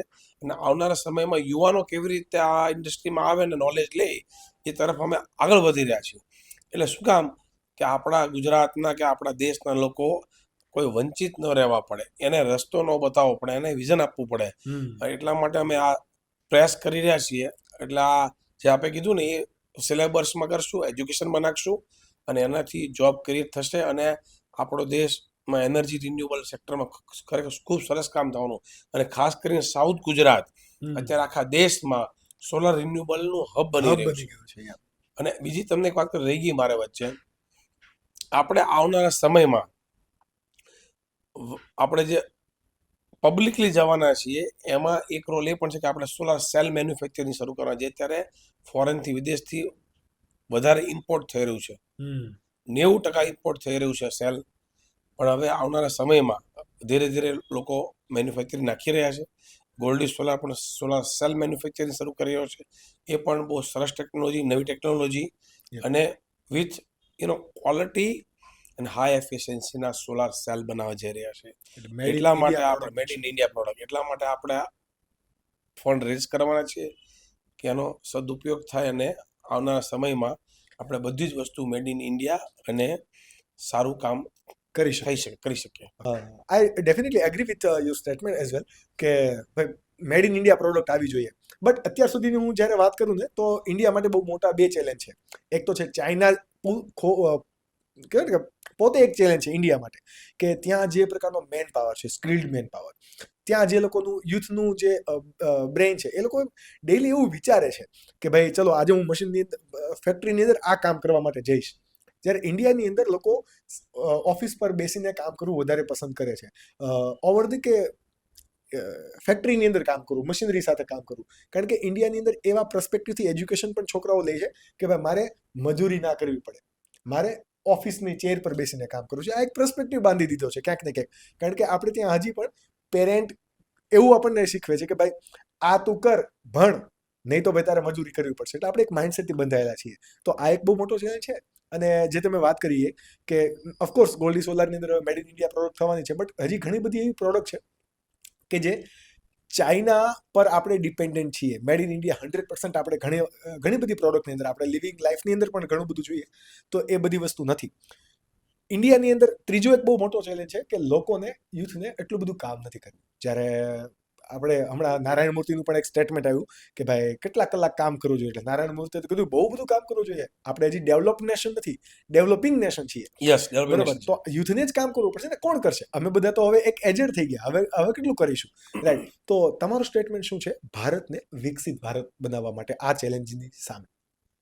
આકાશભાઈ, ભારતને વિકસિત ભારત જો બનાવવું હોય ને તો આ પ્લેટેનિયમ ટાઈમ છે, ગોલ્ડન પણ પ્લેટેનિયમ ટાઈમ. કે ભાઈ આટલું યુવાધન આ દેશમાં આ ફર્સ્ટ ટાઈમ છે આ વર્લ્ડમાં. આપણે ચાઇનાને પણ બીટ કરી દીધું. અને આપણા જે એન્ટરપ્રિન્યોર્સ જે બધા મોટા મોટા લોકો એ જ વાત કરે છે કે ઇન્ડિયાને દોડવું જોઈએ, ભાગવું જોઈએ અને કામ કરવું પડે. પણ આપણા જ્યાં સુધી યુવાધન કામ નહીં કરે અથવા દોડશે નહીં અથવા એને આગ નહીં આવે ને જ્યાં સુધી આ થશે ને, એ આપણું કામ છે, આપણી જેવા યુવાનોનું, કે જે અમારા જેવા જે મીડિયાવાળા જે સોશિયલ મીડિયાને રન કરે છે એ સારા સારા એન્ટરપ્રિન્યોર્સને લાવીને અને લોકો સમક્ષ એની વાત અને અનુભવ મૂકશે આકાશભાઈ, ત્યારે આ સક્સેસ જશે. એટલે જે આપે કીધું ને કે અમે આ ઇન્ડસ્ટ્રીમાં શું કરશું સારું થશે, આ જ તમારી સક્સેસની નિશાની છે કે તમે જ્યારે આવા લોકોને લાવશો પ્લેટફોર્મ પર અને લોકો સુધી જન સુધી તમે આ વાત તમે પહોંચાડશો કે સક્સેસ કેમ જવાય, કેવી રીતે વિકાસ કરાય, કેવું વિઝન હોવું જોઈએ, કેટલા દિવસ વર્ક કરવું જોઈએ, શું કરવું જોઈએ, તો જ આ સક્સેસ અને આપ પણ સક્સેસ જવાના. એટલે તમને તો પહેલા થેન્ક યુ, ધન્યવાદ કે તમે આટલું સરસ કામ કરી રહ્યા છો. આ સોશિયલ કામ છે, સમાજનું કામ છે અને સાથે ઘરને ચલાવવા માટે, આત્મનિર્ભર થવા માટે આ પણ કામ કરવું પડે, પૈસા પણ લેવા પડે, કામ પણ કરવું પડે, બધું જ કરવું પડે, કેમ કે ફ્રીમાં કાંઈ થતું નથી. એટલે ખૂબ મહત્વની વાત છે આ. તમે બહુ સરસ સેવા કરી રહ્યા છો, એ વાતને મને ખૂબ આનંદ થયો જાણીને કે આવા યુવાનો પણ આપણા દેશમાં છે કે જે એટલું સરસ કામ કરી રહ્યા છે. મારો ક્વેશ્ચન એવો હતો કે આપણે ચાઇનાથી આપણને હજી મેજર ચેલેન્જીસ શું છે? ઓકે, હવે ચાઇનાથી જે ચેલેન્જ આમ તમે જોવો તો કાંઈ છે નહીં, કે ચાઇના છે. આપણે ભલે એને નેગેટિવ રૂપમાં લઈ જાય કે ચાઇના આખા વર્લ્ડનો બાપ બની ગયો. આખા વર્લ્ડમાં બુદ્ધિશાળી લોકો ક્યાં હતા ત્યારે? આખા વર્લ્ડના બુદ્ધિશાળી ઇકોનોમિસ્ટ ક્યાં હતા ભાઈ? યુએસએ, અમેરિકા ક્યાં હતું ભાઈ? ભાઈ યુરોપના લોકો ક્યાં હતા ભાઈ? રશિયા ક્યાં હતું ભાઈ? પણ એટલા સ્માર્ટ લોકો, એટલા હોશિયાર છે, આપણે ક્યારેય એના વિશે આપણે ખોટું ખરાબ બોલી ના શકીએ. એની તાકાત, એનો મેન પાવર, એના વિચાર એ જબરજસ્ત છે. આપણે ને ઇન્ડિયાને ચાઇનાને કોઈ હરીફાઈ જ નથી. આપણે બધા વાતું કરીએ એની જેવું આપણે 20% નથી હજી આજે. એટલા બધા આપણે ચાઇનાથી પાછળ છીએ. એટલે પાછળ છીએ. હું તમને કહું એનું જે સ્કિલ્ડ, એનું જે મેન, હું તમને ચાઇના ફેક્ટરી જોવા જાઉં, એક તમને નાનો એક્ઝામ્પલ આપું કે મારી સોલાર ઇન્ડસ્ટ્રીમાં અમે જઈએ ફેક્ટરીઝ વિઝિટ કરવા, ત્યારે એક લેડી કે એક બોય એ 4-5 મશીનને એટ એ ટાઈમ રન કરે છે. ખુરશી બેસવાની નથી, અહીંયા કામ કરે, અહીંયા કામ કરી આવે, પાછું આમ કરી આવે, એનું ઓલું સ્કિલ નાખી આવે, પુલ નાખી આવે, આ બદલી આવે, તે બદલી આવે, મશીન ઉપર તરત કામ કરી આવે. એટલા એક્ટિવ, એટલું કામ કરે. એ જ વસ્તુ આપણે ઇન્ડિયામાં આવે તો આપણો માણસ 2 મશીન સંભાળે. એ તમે યુરોપમાં જાઓ તો એ 1 મશીન સંભાળે, અમેરિકામાં જાઓ તો અડધું મશીન સંભાળે, 1 મશીનમાં 2 જણા લગાડેલા હોય. શું કામ? આળસ, કામ નથી કરવું, ભાઈ હું આટલું જ કરી શકું, એવી બધી ગ્રંથિ બાંધી દીધી. એવા લોકો આજુબાજુમાં બેઠા છે એટલે એને એવા જ વિચાર આવે. પણ જો એ ચાઇના જાય અને એ જોવે તો એને ખબર પડે કે રીતે કામ થાય. હું તો એમ કહું છું કે આખા હિન્દુસ્તાને બધાએ બિઝનેસને શરૂ કરતા પહેલા ચાઇના વિઝિટ કરવી જોઈએ. How they work. ચાઇનીઝ લોકોને મારા વખાણ કરવાનો વિષય નથી આજ કોઈ, પણ એ હકીકતમાં એના પાસેથી શીખવા જેવું છે. એની પાસે શીખો, લર્નિંગ ક્યાં મળે છે એની પાસે જવું જોઈએ. આપણે કહીએ ને કે ભાઈ વાણીએ મૂછ નીચી, થોડી મૂછ નીચી કરી કાઢો ભાઈ ઘડીક વાર માટે ભાઈ, પછી આપણને સમજ પાછી ઊંચી કરો ભાઈ. હું આ જ છું અસલ, પણ અત્યારે હું આમ છું. એ બહુ ઇમ્પોર્ટન્ટ છે. કોઈ પણને નવો બિઝનેસ સ્ટાર્ટ કરવો હોય અને જે વિષય એને ગમતો હોય એ વિષય ચાઇનામાં અવેલેબલ છે જ, મેન્યુફેક્ચરિંગ લઈને બધી વસ્તુ. બહુ સાચી વાત છે. તો એને પહેલા એના મા બાપે, તમે બતાવજો વિડીયોમાં ખાસ અમારી ક્લિપ કઈ કે કોઈ પણ માણસને નવો બિઝનેસ સ્ટાર્ટ કરવો હોય, યુવાનો યંગસ્ટર કે વિચારી લે કયો બિઝનેસ કરવો છે, પછી એને પહેલીની ફોરેન ટ્રીપ ક્યાં થઈ પડે? ચાઇના. ચાઇના જઈને 10-15 ફેક્ટરી જોવે, વિઝિટ કરે, મશીન મેન્યુફેક્ચરને ગોતે, ને પછી એનું વિઝન ખોલે ને વિચારે ને બધું લખતો આ હું કરવું છે જીવનમાં. પછી અહીંયા આવીને મનોમંથન કરી અને પ્લાન કરે સરસ સક્સેસ, કેમ કે એની ભૂખ ઉઘડશે એટલે જોઈને કે એલો એક માણસ 5 મશીન સંભાળે છે, હા તો અહીંયા એટલી સ્કિલ ડેવલપ કરશે ને એટલે માણસો એવા રેડી કરશે, તો આપણા દેશને સમાજને બધાને ફાયદો થવાનો છે. ડેફિનેટલી એટલી સેલરી વધારે આપી શકશે. ધારો કે તમે 10 માણસ તમે જોબ પર રાખો, ધારો કે તમારી સેલરી 2 લાખ હોય, હા પણ તમે એટલું જ કામ તમે જો 4 માણસમાં તમે કરો તો એની સેલરી તમે વધારે આપવાના. વધારે ડિવાઈડ નહીં થાય. આપણું કામ રાઈટ ટાઈમે થી ટોપ ક્વોલિટીનું થાય, તો શું કામ મેન પાવર વધારે રાખવો છે ભાઈ? તો એટલા માણસો બીજે ક્યાંક કામ કરશે, બીજે લીડરશિપ લઈ શકે ને એટલું કામ કરીને. બહુ સાચી વાત છે. તો બે વસ્તુ બહુ જરૂરી છે. એટલે ચાઇના મસ્ટ બધાએ જવું જોઈએ. અને ચાઇનાની ખોટી ખરાબ વાતો ન કરી, પહેલા તો આપણે શીખી લેવું જોઈએ. ઈ જે હોય ખાલી મનની અંદર ભ્રમણા ના રાખવી કે આપણે ચાઇનાની સાથે ઝડપથી ચાઇનાને આપણે કમ્પીટ કરી દેવાના છીએ, બહુ પાછળ છીએ, બહુ સ્વાભાવિક નથી. હમણાં ચાઇના બધું બંધ કરે તો અમેરિકા ઉપર જાય. 80% સપ્લાય ચાઇનાનો છે. બહુ સાચી વાત છે. ને ઇન્ડિયાની અંદર પણ ઘણા બધા એવા બિઝનેસ છે કે જ્યાં વસ્તુ રો મટીરિયલ કે પછી રો પાર્ટ્સ એ બધા ચાઇનાથી આવે છે અને એસેમ્બલ થઈને ઇન્ડિયાથી બને છે અને એથી એક્સપોર્ટ થાય છે. બહુ બધા બિઝનેસ તમે રોડ ઉપર જોવો છો, હમ રોડ ઉપર જે પણ સિઝનેબલ ધંધો રોડ પર હોય છે, બધું ચાઇના ત્યાં ફિરકી, દોરી, પતંગ, ગણપતિ, હા કે તમે બહુ બધું હશે કે બધું ઇમ્પોર્ટ થાય છે. તો કે સરકારે બહુ મોટી વાત કરી છે, ત્યારે સરકારે ઘણો કંટ્રોલ કર્યો છે. એટલે થેન્ક્સ ટુ નરેન્દ્રભાઈ અને આખી સિસ્ટમને કે એણે આપણા દેશને આગળ લાવવા માટે ઘણા કામ કર્યા છે. આપણો દેશ બહુ મોટો છે ભાઈ. એમ આપણે કહીએ આમ થતું નથી, આમ થતું, એમ કાંઈ થાય નહીં ભાઈ. આટલા વર્ષની હેબિટ કાંઈ આપણે તાત્કાલિક તો ના કોઈ જાય. ટેવ પડી ગયો હોય, કોઈ વ્યસન પડી ગયું હોય, એ કઈ તાત્કાલિક તો છૂટે? ખાલી આપણે માવાનું જ ઉદાહરણ લઈ લઈએ, માવો લોકોથી નથી છૂટતો. તો અઘરું છે બધું ભાઈ. એક્ઝેક્ટલી. સોલાર બિઝનેસીસ પર્ટિક્યુલરલી વાત કરું તો વેસ્ટર્ન કન્ટ્રી સોલાર ક્ષેત્રે અને રિન્યુએબલ એનર્જી ક્ષેત્રે તો ગ્રીન એનર્જી ક્ષેત્રે બહુ આગળ છે. ગોલ્ડી સોલાર ઇન ફ્યુચર હવે શું એવા બદલાવ કરી રહ્યા છે કે ભાઈ વિશ્વ સ્તરની રિન્યુએબલ એનર્જી ઇન્ડિયાની અંદર આવે અને વધારેમાં વધારે લોકો સાથે આપણે એને વીજળી પહોંચાડીએ. અમે અત્યારે અમારા જે મોડ્યુલ મેન્યુફેક્ચરિંગ છે એની અંદર અમારે સતત R&D ચાલતું, કેવી રીતે વોટેજ વધારે આવે, કેવી રીતે ઓછા ખર્ચે વધારે વીજળી ઉત્પન્ન થાય. બીજું મહત્વનું એ છે કે આપણે જે એમ કહે ને કે ભાઈ મેન્યુફેક્ચરિંગની સાથે કે ભાઈ બેટરી મેન્યુફેક્ચરિંગ, બેટરીમાં નવી R&D થઈ રહી છે. પછી આપણે હાઇડ્રોજનની વાત કરીએ તો હાઇડ્રોજનના બિઝનેસમાં પણ અમે ઇન ફ્યુચર આવશું. તો જે પણ એનર્જી સેક્ટરના બિઝનેસ છે, જે રિન્યુએબલ સાથે જોડાયેલા છે, એ હરેક બિઝનેસમાં આવનારા સમયમાં ગોલ્ડી સોલાર એન્ટર થવાનું છે. અને એના માટે R&D અને એની ટીમ પણ અત્યારે કામ કરી રહી છે.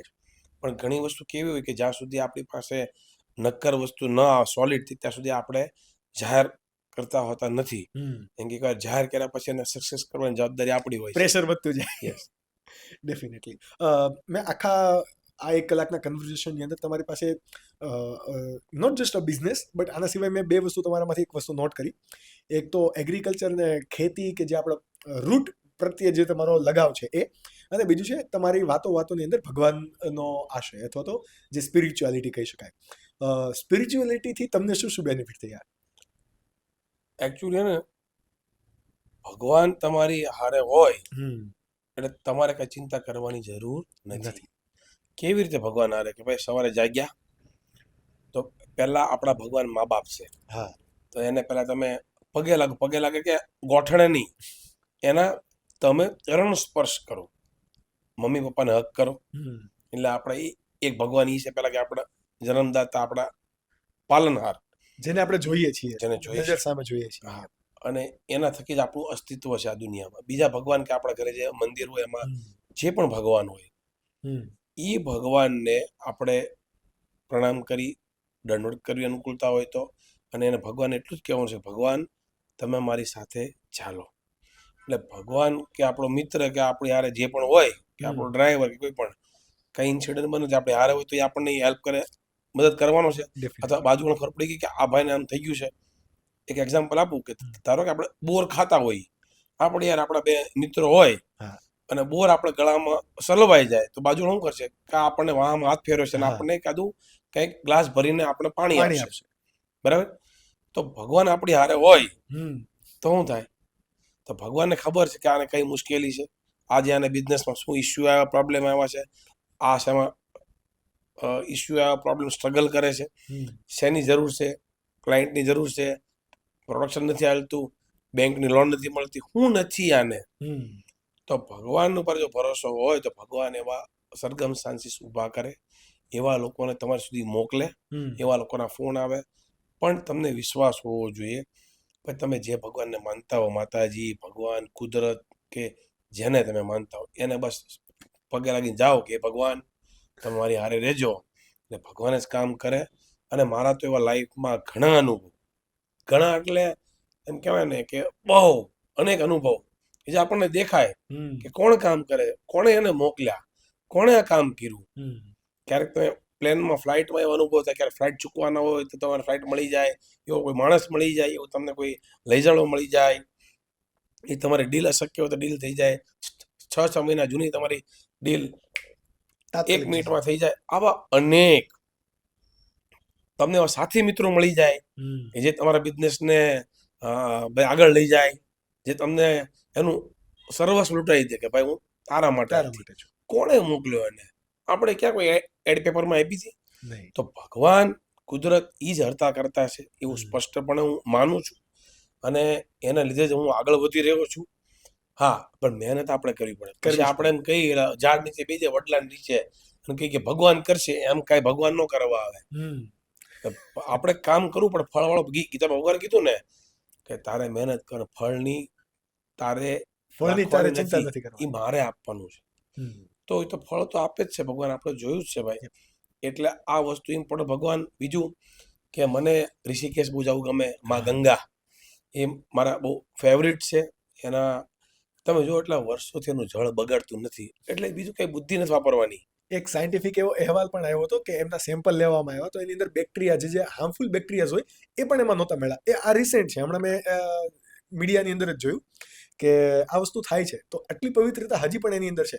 લોકો એની અંદર એટલું બધું સ્નાન કરે છે. ઘણી વખત આપણે એવા ન્યૂઝ પણ સાંભળીએ છીએ કે એની અંદર ડોળો, કંપનીઓનો કચરો છે એની અંદર ઠાલવવામાં આવે છે, પણ છતાં પણ ઘણી બધી એવી જગ્યાએથી સેમ્પલ લેવામાં આવ્યા કે એની અંદર પાણી હજી પણ એટલું ક્લીન છે. પ્યોર મેં થઈ જાય. તમારા વિશે એ પણ સાંભળ્યું હતું કે તમે અવારનવાર ઋષિકેશ અથવા ગંગા નદીના કિનારે જઈને તમે મેડિટેશન કરો છો અને એ તમને કંઈક ફોર્સ આપે છે. What is the story behind the meditation?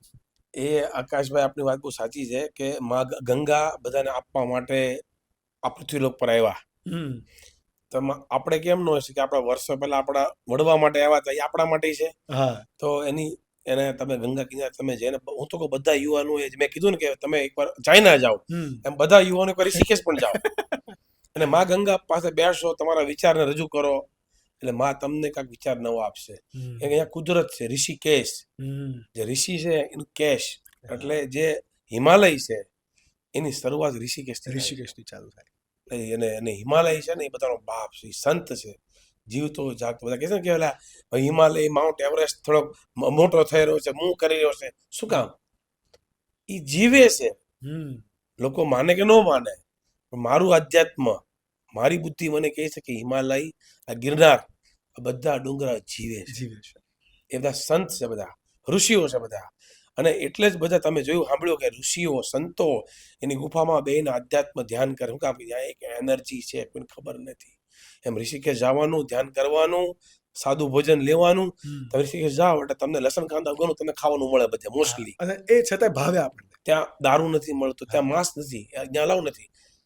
અને એટલે તમે ત્યાં જાઓ એટલે તમારી મેન્ટાલિટી, તમારું માઇન્ડ શાંત પડશે. તમને કોઈ ખોટા ખરાબ વિચારી નહીં આવે. ઈ જગ્યાનો પ્રભાવ છે. કેમ કે સંતોની ભૂમિ, સંતો કેટલી તપસ્યા કરી ત્યારે આમાં ગંગાના અહીંયા અવતરણ થયું. તો એ તો કઈ વાત જ નથી. એટલે ઈ તમે જાઓ, તમે સવારે વહેલા 6 વાગ્યામાં ધ્યાન ધરવા જાઓ અને ગંગાનો અવાજ, મેડિટેશન કરો, તમે ઘણી યોગા કરો, ત્યાં કાંઈ કરવાનું જ નહીં. 2 કલાક 5 કલાક, જો શિયાળામાં જાઓ તો સ્વેટર પહેરીને જવાનું, બહુ વિંડી હોય, પણ બેન કાંઈ કરવાનું જ નહીં, મૌન. એટલે તમને તમારા જવાબો મળશે. તમારા મા બાપ હારે તમારો ઝઘડો હશે એનો જવાબ ત્યાં મળશે. તમારા ભાઈ હારે અણબનાવ છે એનો જવાબ મળશે. તમારા ભાગીદાર પ્રોબ્લેમ હશે એનો જવાબ મળશે. તમારા મિત્રો, ગર્લફ્રેન્ડ કે તમારો કાંઈ પણ પ્રોબ્લેમ હશે તમને બધા જવાબ આપે છે. શરૂ થશે. એમ કે જગ્યાનો પ્રભાવ છે. એટલે આ બીજી વાત મહત્વની કે પહેલું તમે ચાઇના જઈને જોયા બિઝનેસ માટે, અને તમારી લાઈફમાં જીવવા માટે જીવનને તમે ઋષિકેશ જઈને બેહો, બધા સાદું જીવન જીવો. અને એવું હોય ને તો ત્યાં બહુ હાઈફાઈ કપડાં નહીં પહેરવાના. લાગે તમને કદાચ ધોતી પહેરીને જાઓ, તમે ધોતીને તમે જબ્બો પહેરીને બેહો, ફ્રીડમ રહે, બેહવાની મજા આવે. તમારે 5 કલાક બેહવું, તમે જીન્સમાં તમે ફિટિંગ થાય, હવા ન મળે બોડીને. તમે લપો જાંગ તમે જો પહેરો, તમને કેટલી મજા બેહવાની, કમ્ફર્ટ 5 કલાક બેહી જાઓ. આ ઋષિકેશ છે, આ અધ્યાત્મ છે. આની મજા તમને આવશે. અને તમે આકાશભાઈના સોશિયલ મીડિયાથી આ જો વાત બાર મીડિયામાં આવે ને, તમે ઋષિકેશ જાઓ અને તમને અનુભવ મળે, તો તમે અનુભવ આમાં તમે કોમેન્ટમાં નાખજો, એટલે ખબર પડે કે આ સાચું ખોટું છે. જો ખોટું હોય તો અમારે અંદર કહેવાનું કે આ ખોટી વાત છે, આ બધા ગોળા મારવાના બંધ કરો. તો અમે ગોળા મારવાના બંધ કરીશું, તમને લાગતું હોય. પણ મને ગોળા લાગતું, મારો અનુભવ કે છે ભાઈ. ડેફિનેટલી. હમણાં તમારી આધ્યાત્મની ચર્ચાઓ ફરીથી ન્યૂઝ કવરની અંદર આવી હતી, જ્યારે સુરતની અંદર હમણાં હનુમાન કથા થઈ, રાઈટ, ડિસેમ્બર એન્ડમાં. તો તમે એની અંદર બહુ એક્ટિવલી પાર્ટિસિપેટ હતા, રાઈટ. આ કનેક્શન શું છે હનુમાન કથા અને સમાજ માટે આવી કથાઓ વારંવાર કરવી, અને એ પણ 31st નાઇટ જ્યારે હનુમાનોત્સવ થયો હતો. તો વોટ ઇઝ યોર એક્સપિરિયન્સ, અને શા માટે આ બધી વસ્તુ જરૂરી છે? આકાશભાઈ, તમને થોડીક હું પહેલા આ સંસ્થા કેવી રીતે છે એની થોડી વાત કરું. મારુતિ પહેલા તો મારુતિ ધૂન મંડળ હતું, કે એમાં લોકો 10-20 લોકો ધૂન ગાવા જાય, અને કોઈ અશુભ પ્રસંગ હોય કે આ વખતે કંઈક દુઃખના પ્રસંગોમાં જાય ને પૈસા જે આવે એનું પછી આ લોકો ગંગા સ્વરૂપ બહેનો માટે મદદ કરે, અને એની સેવા કરે. એનું કંઈક છોકરાની ફી ભરવાની હોય કે એને કંઈક સાડી, કપડાં, અનાજ કીટ લઈ દેવાનું લઈ દે, એને કંઈક સંચા લઈ દેવાના, એને આત્મનિર્ભર બનાવવાની વાત કરે. એટલે હું તો આનાથી મને બહુ સારું ઇન્સ્પિરેશન લીધું કે આવા છોકરા પણ છે કે જે રોડ ઉપર પણ બેસે, પણ એ રોડ ઉપર નથી બેસતા, એ દિવસે બિઝનેસ કરે, ઠાકેરા પકડ હાથે ધૂન ગાવા જાય, ભગવાનનું હરિકીર્તન કરે, અને પછી પૈસા આવી બહેનો માટે સેવા કરે. તો આવા યુવાનોને તો આપણે સપોર્ટ કરવો જોઈએ. અને મેં આમાંથી બહુ મોટું લેસન લીધું, ને ભગવાને મને એવી બુદ્ધિ ઉજાડી કે ભાઈ આને મદદ કેમ કરો. એટલે હું બધાને એકવાર મેં ભેગા કર્યા, અને એકવાર બન્યું એવું કે અમારા ઘરે જ અમારા મોટા બાપુજી ધામમાં ગયા ત્યારે બધા 30-35 લોકો આવ્યા, અને ધૂન ભજનની રમઝટ બોલીને અમને દુઃખમાંથી બહાર કાઢ્યા. કેમ કે દુઃખ તો આપણા કોઈ સ્વજન જાય ત્યારે દુઃખ તો હોય જ બધાને, પણ એમાંથી આપણને ભજન કીર્તન કરીને એટલા મજા આવી, દુઃખ ભૂલી ગયા અમે. અને દુઃખ ખરેખર દુઃખ ભૂલવા માટે જ હોય, કે લાઈફ ટાઈમ યાદ કર માણા ગાંડો બની જાય. તો આજે ભજન કીર્તનમાંથી મજા આવી, અને મેં એમાં થોડોક ઇન્ટરેસ્ટ લીધો, અને કીધું કે કેવી રીતે પૈસા આમ તેમ થાય. તો કે પછી વાત કરતા મને એમ થયું આપણે આની સંસ્થા બનાવી. કેમ કે કાલે સવારે એમ કે ભાઈ આ પૈસા તમે ક્યાં નાખ્યા, આનું કે ઓડિટ છે, તો કાલે કોઈ આરોપ મૂકશે તો આક્ષેપ કરશે તો સારા છોકરાઓ કાલે બદનામ થઈ જશે, એ બધા ડિમોરલાઇઝ થઈ જશે. એટલે મેં એમને એડવાઇસ કરી કે એક તમે સંસ્થા બનાવી કાઢો. છોકરા કે સાહેબ અમને આ બધું સંસ્થા બનતા અમને આવડે નહીં, અમારો કોઈ અનુભવ નથી. એટલે પછી મને વિચારો કે ભાઈ ભગવાને આપણી પાસે એ શક્તિ આપી છે, એટલે મેં એમાં થોડી લીડરશીપ લીધી, અને મારુતિ સેવા વેલફેર ટ્રસ્ટ નામનું ટ્રસ્ટ બનાવ્યું. એટલે મારુતિ ધૂન મંડળ પણ કેમ કે એ ઓરિજિનલ હતું, એને આપણે ભૂસાય નહીં, એ મૂળ છે, એ નામથી જ આવ્યા છે આ લોકો, એ મૂળ છે. એટલે મૂળને ક્યારે ભૂલાય નહીં.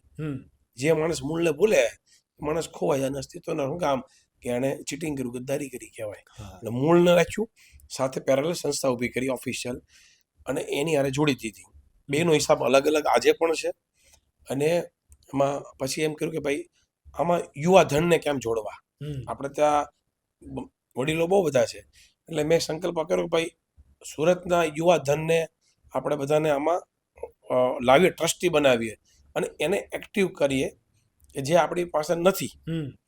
એટલે એ બધાને જોડતો ગયો, બધા લોકો ટ્રસ્ટી બનતા ગયા, પૈસા આપતા ગયા, અને હિસ્ટ્રી ભગવાનની જેથી બનતી ગઈ. અને પહેલી અમારા ટ્રસ્ટે કથા જિજ્ઞેશ દાદાની કરી હતી, ત્યારે 1.5-2 કરોડ રૂપિયા આવ્યા. એમાંથી વધારે ઇન્સ્પિરેશન મળ્યું કે ઓહો 1.5-2 કરોડ રૂપિયા આવ્યા, આપણે તો કઈ લાયક 20-25 લાખની નહોતી. તો એમાંથી બુસ્ટ મળ્યું, એમાંથી કીટો આપી, હજારો કીટો એ વખતે આપી બહેનોને. અને પછી એને આત્મનિર્ભર બને એના માટે બધા સ્ટાર્ટ કર્યા પ્લાનિંગ. અને પછી આ બીજી કથા પાછી કરી, અમારે તે 2025 ની એને કીટ ભેગી કરવાની હતી, એ પણ ભગવાનની દયાથી થઈ ગઈ. બહુ મોટા પાયે થઈ. અને આ જે ઇવેન્ટ કરવાનું ક્યારે થયું કે અમારી જે પાસે જે યુવા ટીમ છે, જે આ બધા હનુમાનજીના સૈનિકો છે, હનુમાનજીના કહેવાય ને કે બધા જે આમ તો હારી ભાષામાં તો બે કહેવાય, વાનર સેના કહેવાય પણ હારી વાનર સેના. સારી વાનર સેના કે ભાઈ રામ ભગવાનને શ્રીલંકામાં જાઓ તો લંકામાં તો કેમ રામ પથ્થર નાખ્યા, તો એને હારી સેના કહેવાય. એમ આ અમારી સેના, આ લોકોએ આ બીડું ઝડપ્યું હતું, દર વખતે ઝડપી લે છે અને રાત દિવસ કામ કરે છે અને એટલી મોટી સરસ ઇવેન્ટ કરી અને સક્સેસફુલી કરી એ આખો શ્રેય આખી ટીમને જાય છે. અમારા મારુતિ ધૂન મંડળ અને મારુતિ સેવા વેરફેરના બધા ટ્રસ્ટીઓને સાથે હરિપ્રકાશ સ્વામીનું જે આધ્યાત્મ એની જે વાત હનુમાનજી મહારાજની હારે છે, કેમ કે હનુમાનજી મહારાજની સેવા 10-12 વર્ષથી એનું મંડળ કરે છે અને એ પણ બહુ ભક્તિ માર્ગી અને ભગવાનની સામે વાતો કરતા હશે તો જ આ એને વિચારને આ બધું આવે. અને આટલો એનો તાપ તમે જુઓ, શિયાળાની ઠંડી હતી અને પવન, ઓપનમાં આટલા લોકો બેસતા હતા. શું છે? હનુમાનજી મહારાજની સાક્ષી છે. હનુમાનજી મહારાજ ત્યાં હતા, બિરાજતા હતા અને ત્યાં બીજી કોઈ ફેસિલિટી નહોતી, છતાંય તે લાખો લોકો રોજ આવ્યા અને આટલું સક્સેસફુલ કર્યું. Pin drop silent.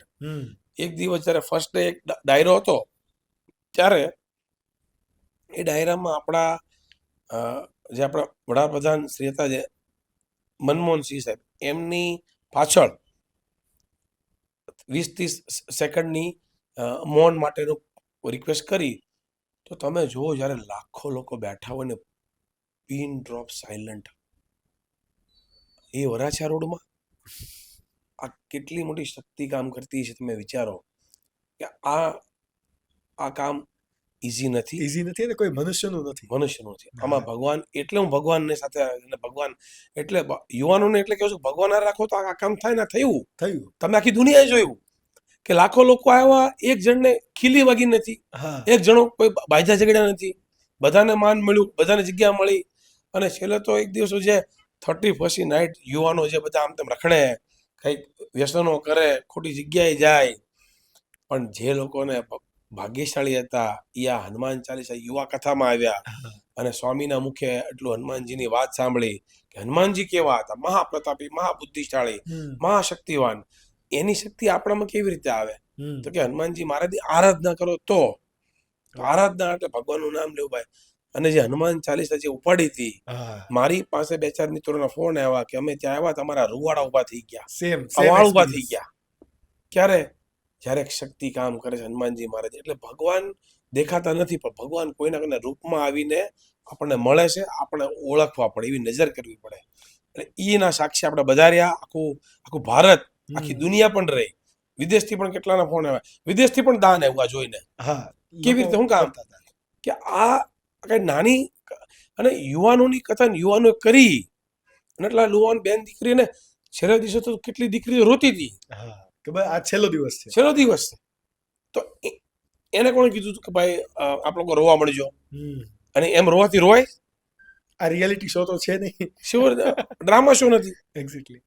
એટલે બહુ ઇમ્પોર્ટન્ટ છે. અને આ બધાને કીટું આપી. હું બીજી વાત તમને કહું કે આની અંદર એક બહુ મેસેજ આપણે આખી દુનિયાને આપવો છે કે આવા આયોજન થવા જોઈએ. એટલે લોકો આવા આધ્યાત્મ માર્ગે આપણી ભારતીય હિન્દુ સનાતન સંસ્કૃતિ એને લોકો ફોલો કરે. જે લોકો ભટકી ગયા છે ઘર વાપસી આવે અને આપણે આપણો સમાજ, આપણો ધર્મ, આપણા નિયમો, આપણા માતા પિતા, આપણો ભગવાન, એની હારે રહીને આપણે આગળ વધવું જોઈએ. એ મેસેજ આપવા માટે થઈને જ આ આપણે હનુમાન ચાલીસા યુવા કથાનું આયોજન કર્યું અને આમાં નિસ્વાર્થ ભાવે આ સેવા કરવાની હતી. એટલે ભગવાન ભળ્યા એટલે સક્સેસ થયું. બહુ સાચી વાત છે. અને પણ તમારું પર્સનલી હું જો તમને કહું તો તમે આ હનુમાન કથા સિવાય પણ ઘણા બધા એવા ચેરિટેબલ વર્કની અંદર પણ જોડાયેલા છો. તમે ડાંગની અંદર એક ગામ આખું દત્તક લીધું છે, રાઈટ? ધોળકિયા ફેમિલીની અંદર આ વસ્તુ એક કલ્ચર આવતું રહ્યું છે. સૌજી કાકાની વાત હોય કે પછી ગોવિંદ કાકાની વાત હોય અને એન્ટાયર ધોળકિયા ફેમિલીની, તો એ ગ્રામ્ય ખેતી વિકાસ આ બધા ક્ષેત્રે અથવા જે પછાત ગામો છે આ ક્ષેત્રે એ લોકોના ક્યાંક ને ક્યાંક એ લોકોની લાઈફની અંદર વેલ્યુ એડ થાય, એ લોકોનું જીવન સ્તર ઊંચું આવે, એના માટે પણ દાનથી પણ કામ કરો છો અને એક મનથી પણ કામ કરો છો, રાઈટ? એટલે કે તન મન ધન બધી જ વસ્તુ તમે એની અંદર ન્યોછાવર કરી દો છો. તો આવું કરવા પાછળનું કારણ શું? અને આ વિચારો નો ડાઉટ ભગવાન સાથે છે એટલે આવા વિચાર તો આવવાના જ, બટ બહુ બધા લોકો છે કે જે આવું કરવા માંગે છે છતાં પણ નથી કરી શકતા, અને આ તમે કરી શકો છો તો આટલું બધું એનર્જીથી થાય છે તો એનું મેઇન કારણ શું? આવું કામ અમે એટલે કરીએ છીએ કે સમાજમાં માર્કેટિંગ માટે નથી કરતા, પણ સમાજમાં લોકો આ જોવે ને કરે ને, કે આપણી કરતા ઘણા લોકો પાસે રૂપિયા બહુ છે પણ એ આપી નથી શકતા, હા એવું વિચારતા નથી.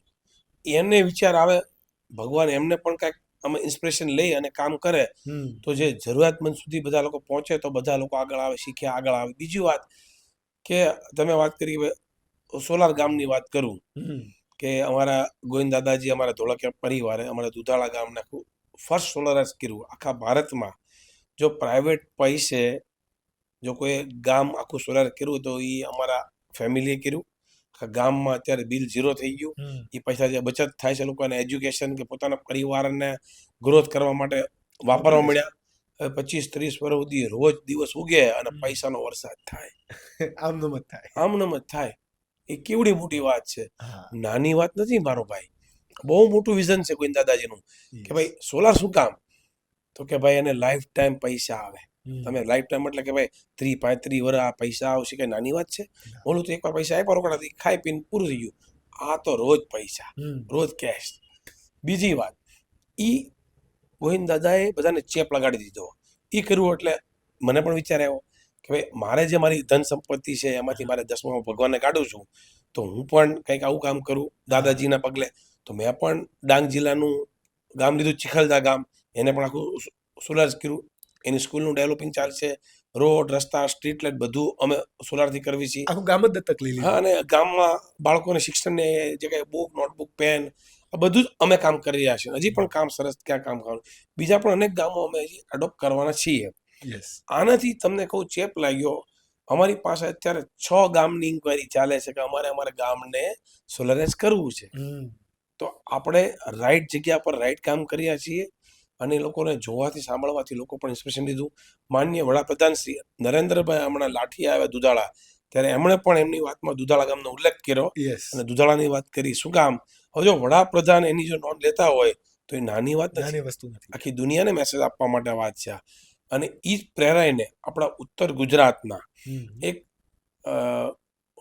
એડિશનલ કલેક્ટર સાહેબ, જે અમારા એક રિલેટિવ પણ થાય છે, હવે જે અમારા એનું નામ છે કાર્તિકભાઈ જીવાણી, એ આઈએસ થયા છે ને આપણા પટેલ સમાજનું પણ મોટું ગૌરવ છે. અને એ કાર્તિકભાઈ એના 8 ગામ સોલાર માટે સ્ટાર્ટ કર્યા કરવાના. ક્યારે પ્રેરણા મળી કે ભાઈ મારે, હું વિકાસ અધિકારી છું, મારી જવાબદારી છે, તો કેવી રીતે હું આને કામ કરી શકું? તો બોલો, સરસ રીતે કામ કરી રહ્યા છે. તો એમને પણ સત વંદન. હવે ધારો કે એક આઈએસ અધિકારી, એક કાર્તિકભાઈ જો વિઝનરી મેન, જો આવું વિચારીને ઇન્સ્પિરેશન લે અને આગળ વધે, તો આપણા ગુજરાતમાં બહુ બધા જિલ્લાને ગામડા છે, તો આવું સરસ કામ થશે.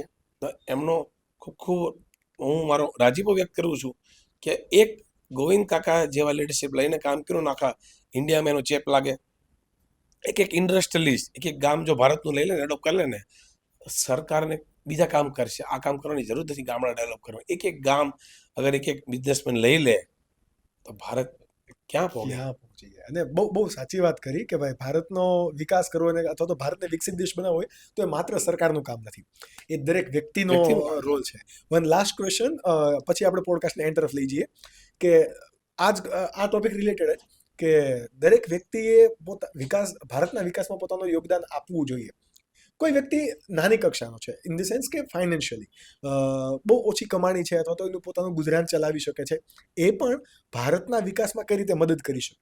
કોઈ પણ વ્યક્તિ વર્ક કરે એટલે ભારતના વિકાસમાં મદદ થઈ ગઈ, પણ નો કામ કરે, બેઠો રહે એટલે બોજો થઈ ગયો દેશ પર. એના ફેમિલી પર તો બોજો છે જ, પણ સમાજ ઉપર થયો, પછી એના દેશ પર થયો. અને હું કહું નાના મોટાની કોઈ ડેફિનેશન છે જ નહીં. મેં જ્યારે આ બિઝનેસ શરૂ કર્યો ગોલ્ડી સોલાર, ત્યારે મારા ફાધરે મને એક્સ અમાઉન્ટ જ આપી હતી. એ પછી મેં ક્યારે પૈસા પાછા લેવા ગયો નથી એમની પાસે. હું એમાં અભિમાન નથી કરતો, પણ એક મેસેજ આપવા માંગુ છું. મેં ક્યારે એમનું નામ નથી લીધું, મેં એમને ક્યારેક મદદ લેવા પાછો નથી ગયો. આ પોતે જ ભગવાનની કૃપાથી વડીલોના આશીર્વાદથી આ વિકાસ કર્યો છે. તો નાના મોટાની ડેફિનેશન છે જ નહીં. હું ત્યારે નાનો જ હતો, મેં પણ 0 થી શરૂ કર્યો ગોલ્ડી સોલારને. આજે હજારો કરોડની કંપની કરી અને હજી તો આ 25-50 લાખ કરોડનું Turnover થવાનું છે, ટર્નઓવર થશે. અને એના લીધે બીજા 10 બિઝનેસમાં પણ જવાનો છું.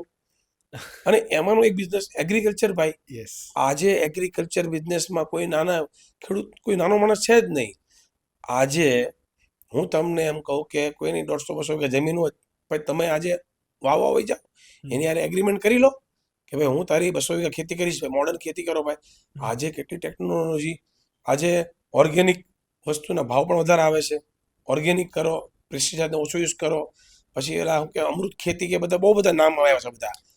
હવે આવી ખેતી તમે કરો એટલે તમારો વિકાસ થવાનો, પ્રોડક્શન વધારે આવવાનું. અને આજે વર્લ્ડમાં ડિમાન્ડ કેટલી છે અને કેટલી બધી પ્રોડક્ટ ખેતીમાં છે ભાઈ, કે તમે મેડિસિન માટે તમે બનાવો. પહેલા તો તમે સોઇલને ટેસ્ટ કરી લો, આમાં શું ઉગે, એ વસ્તુ વાવો, એવો જ એરિયા તમે સિલેક્ટ કરો.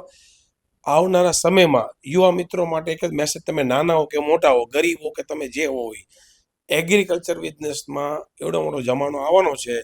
જેની પાસે જમીન હશે, જેની પાસે એગ્રીમેન્ટ હશે, જેને કામ કરવું છે, એ મોટા માણસ થવાના. એમાં કોઈ શંકાના સ્થાન નથી. અને જેને બહુ આળસ થતી હોય, જમીન હોય, તો એવા ઝાડ વાવો કે 10-15 વર્ષ પછી એની ઇન્કમ બહુ મોટી આવે. હા, બહુ બધા રસ્તા છે. અને સરકારશ્રીની કેટલી યોજનાઓ છે, કારણ કે આપણો દેશ એગ્રીકલ્ચર દેશ છે, પહેલેથી કૃષિ પ્રધાન દેશ. કૃષિ પ્રધાન દેશ છે. અને એટલા બધા સરકારશ્રીના, ભારત સરકાર, ગુજરાત સરકારના એટલા બધા ઇનિશિયેટિવ, એટલી બધી કામગીરી છે. જો રિયલ માણસને કામ કરવું હોય તો સ્કાય લિમિટ કામ છે. અને સરસ ગાડી રાજા બાબુની જેમ ગામડામાં જેને જીવે એમ છે, એની પાકી ખાતરી આપું છું. એટલે નાનો માણસ પણ સક્સેસ જઈ શકે છે.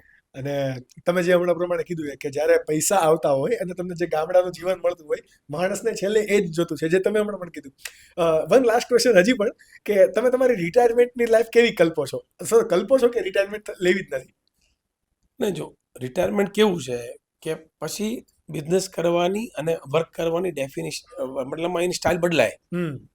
ડેફિનેશન કેવી રીતે બદલાય કે ભાઈ આજે હું ફિઝિકલ ઓફિસ સવારે હું પોગી જાઉં 9 વાગે, 10 વાગે, 6 વાગે પછી બહાર નીકળું કે સોશિયલ કામ કરું, આ કરું, એનો ફિક્સ ટાઈમ છે.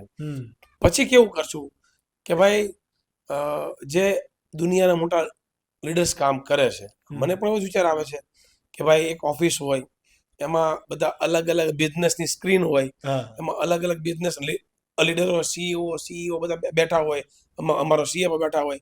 એ મને બતાવશે આ બિઝનેસમાં આ ચાલે છે, આમાં આ ચાલે, એટલું પ્રોડક્શન થયું, એટલે લોસ ગયો, આટલું પ્લસ છે, એટલું માઇનસ છે, આમાં કરવું છે, આ ઓપોર્ચ્યુનિટી આવી છે. તો મારે તો ખાલી સ્ક્રીન જ જોવાની છે કે ક્યાં હું પ્લસ માઇનસ છે. 2 કલાક 5 કલાક ઓફિસે ગયા, પછી ક્યાંક સોશિયલ કામ કર્યું, ક્યાંક ઇવેન્ટમાં હાજરી આપી, અથવા આપણને હોબી કે ભાઈ આપણે ફ્લાઇંગ કરવા જવું છે, ભાઈ 2 મહિના ઋષિકેશ રહેવું છે, 2 મહિના યુરોપ અમેરિકા જવું છે, 2 મહિના આફ્રિકામાં જંગલમાં જવું છે, 2 મહિના તમારે મારા ગામ દુધાળા જવું છે, કે 2 મહિના જંગલ સફારી કરી, શું કરવું છે, એ બધા જ ઓપ્શન 2 મહિના બધાને.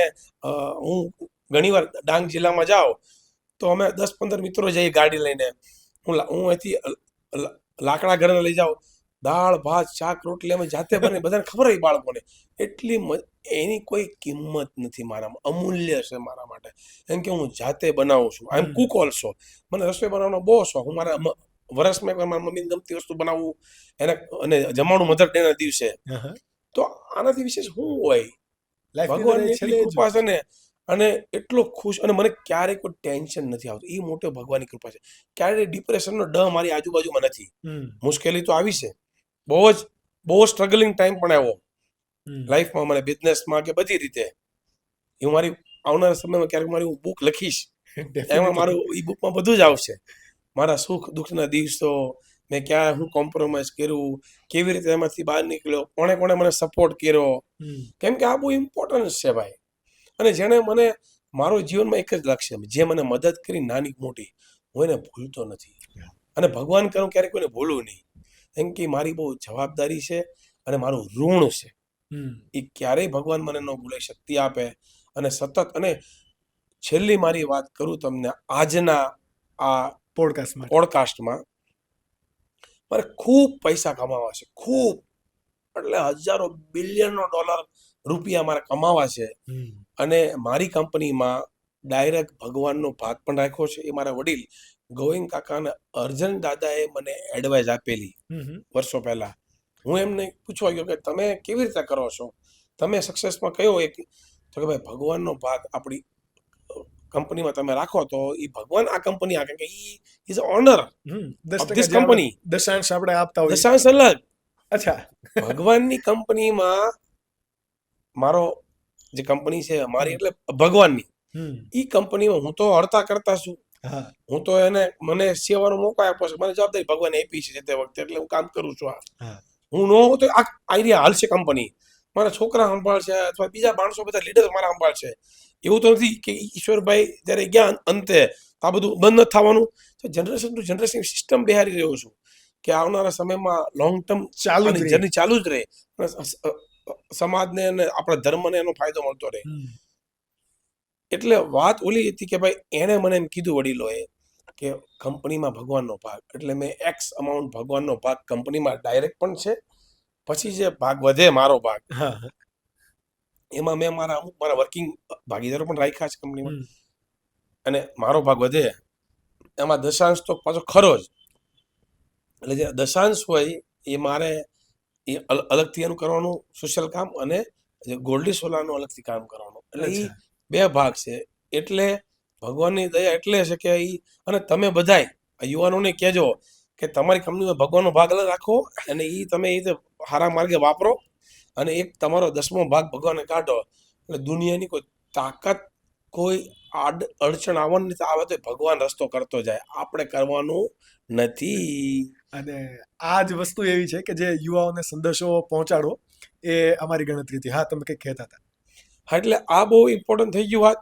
અને બીજી વાત એ હતી કે તમને જો કોઈ ગમતી હોય ને એવી એક હોબી રાખવી, એટલે તમારો સ્ટ્રેસ ક્યારેક આવ્યો હોય તો ધારો કે તમે મૂવીનો શોખ તો તમે મૂવી જોવા. મેં એક બે મને એવો વિચાર આવ્યો કે મેં એક 3 મૂવી જોયા, 1 by 1, back to back. Back to back.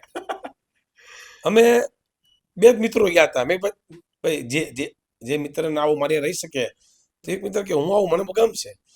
બધા જ લાઈફમાં અનુભવ લેવાના અને એની પછી વિચારવાનું, અને સક્સેસ તમે જાઓ. Yes, definitely. અને આ અમારો એક આખો ઇન્ટેન્શન હતો કે જે અમારા યુથ સુધી તમારી વાતને તમારા અનુભવો વડે પહોંચાડવી હતી. અને thank you for coming to the skill Jogi podcast. કારણ કે કહેવાય ને કે અમને ખ્યાલ છે કે તમારી સમયની કેટલી વ્યસ્તતા છે.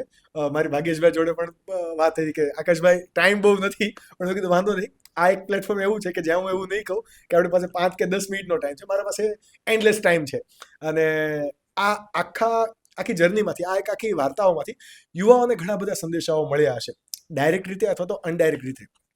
ગોલ્ડી સોલારની વાત તો આપણે અહીંયા કરી જ, બટ અહીંયા જે મેઇન અમારો પર્પસ હતો કે એન્ટરપ્રિનરની વાત કરીએ, વ્યક્તિત્વના વિકાસની વાત કરી, અને વ્યક્તિ ક્યારે મોટો બની શકે અથવા તો કઈ રીતે આગળ વધી શકે એ માટે ઈશ્વરભાઈ તમે બહુ બધી સલાહ આપી, એ બદલ thank you so much. Thank you અને આકાશભાઈ. જો તમારે કદાચ આવા જ એન્ટરપ્રિનર સાથેના પોડકાસ્ટ જોવો છે તો પ્લીઝ અમને સબસ્ક્રાઇબ કરી દો, અને કોઈ પણ સજેશન હોય તો પ્લીઝ કમેન્ટ કરી દો. ત્યાં સુધી તમે તમારી સ્કિલ ફોલો કરો, ક્યોંકિ ये स्किल का मामला है.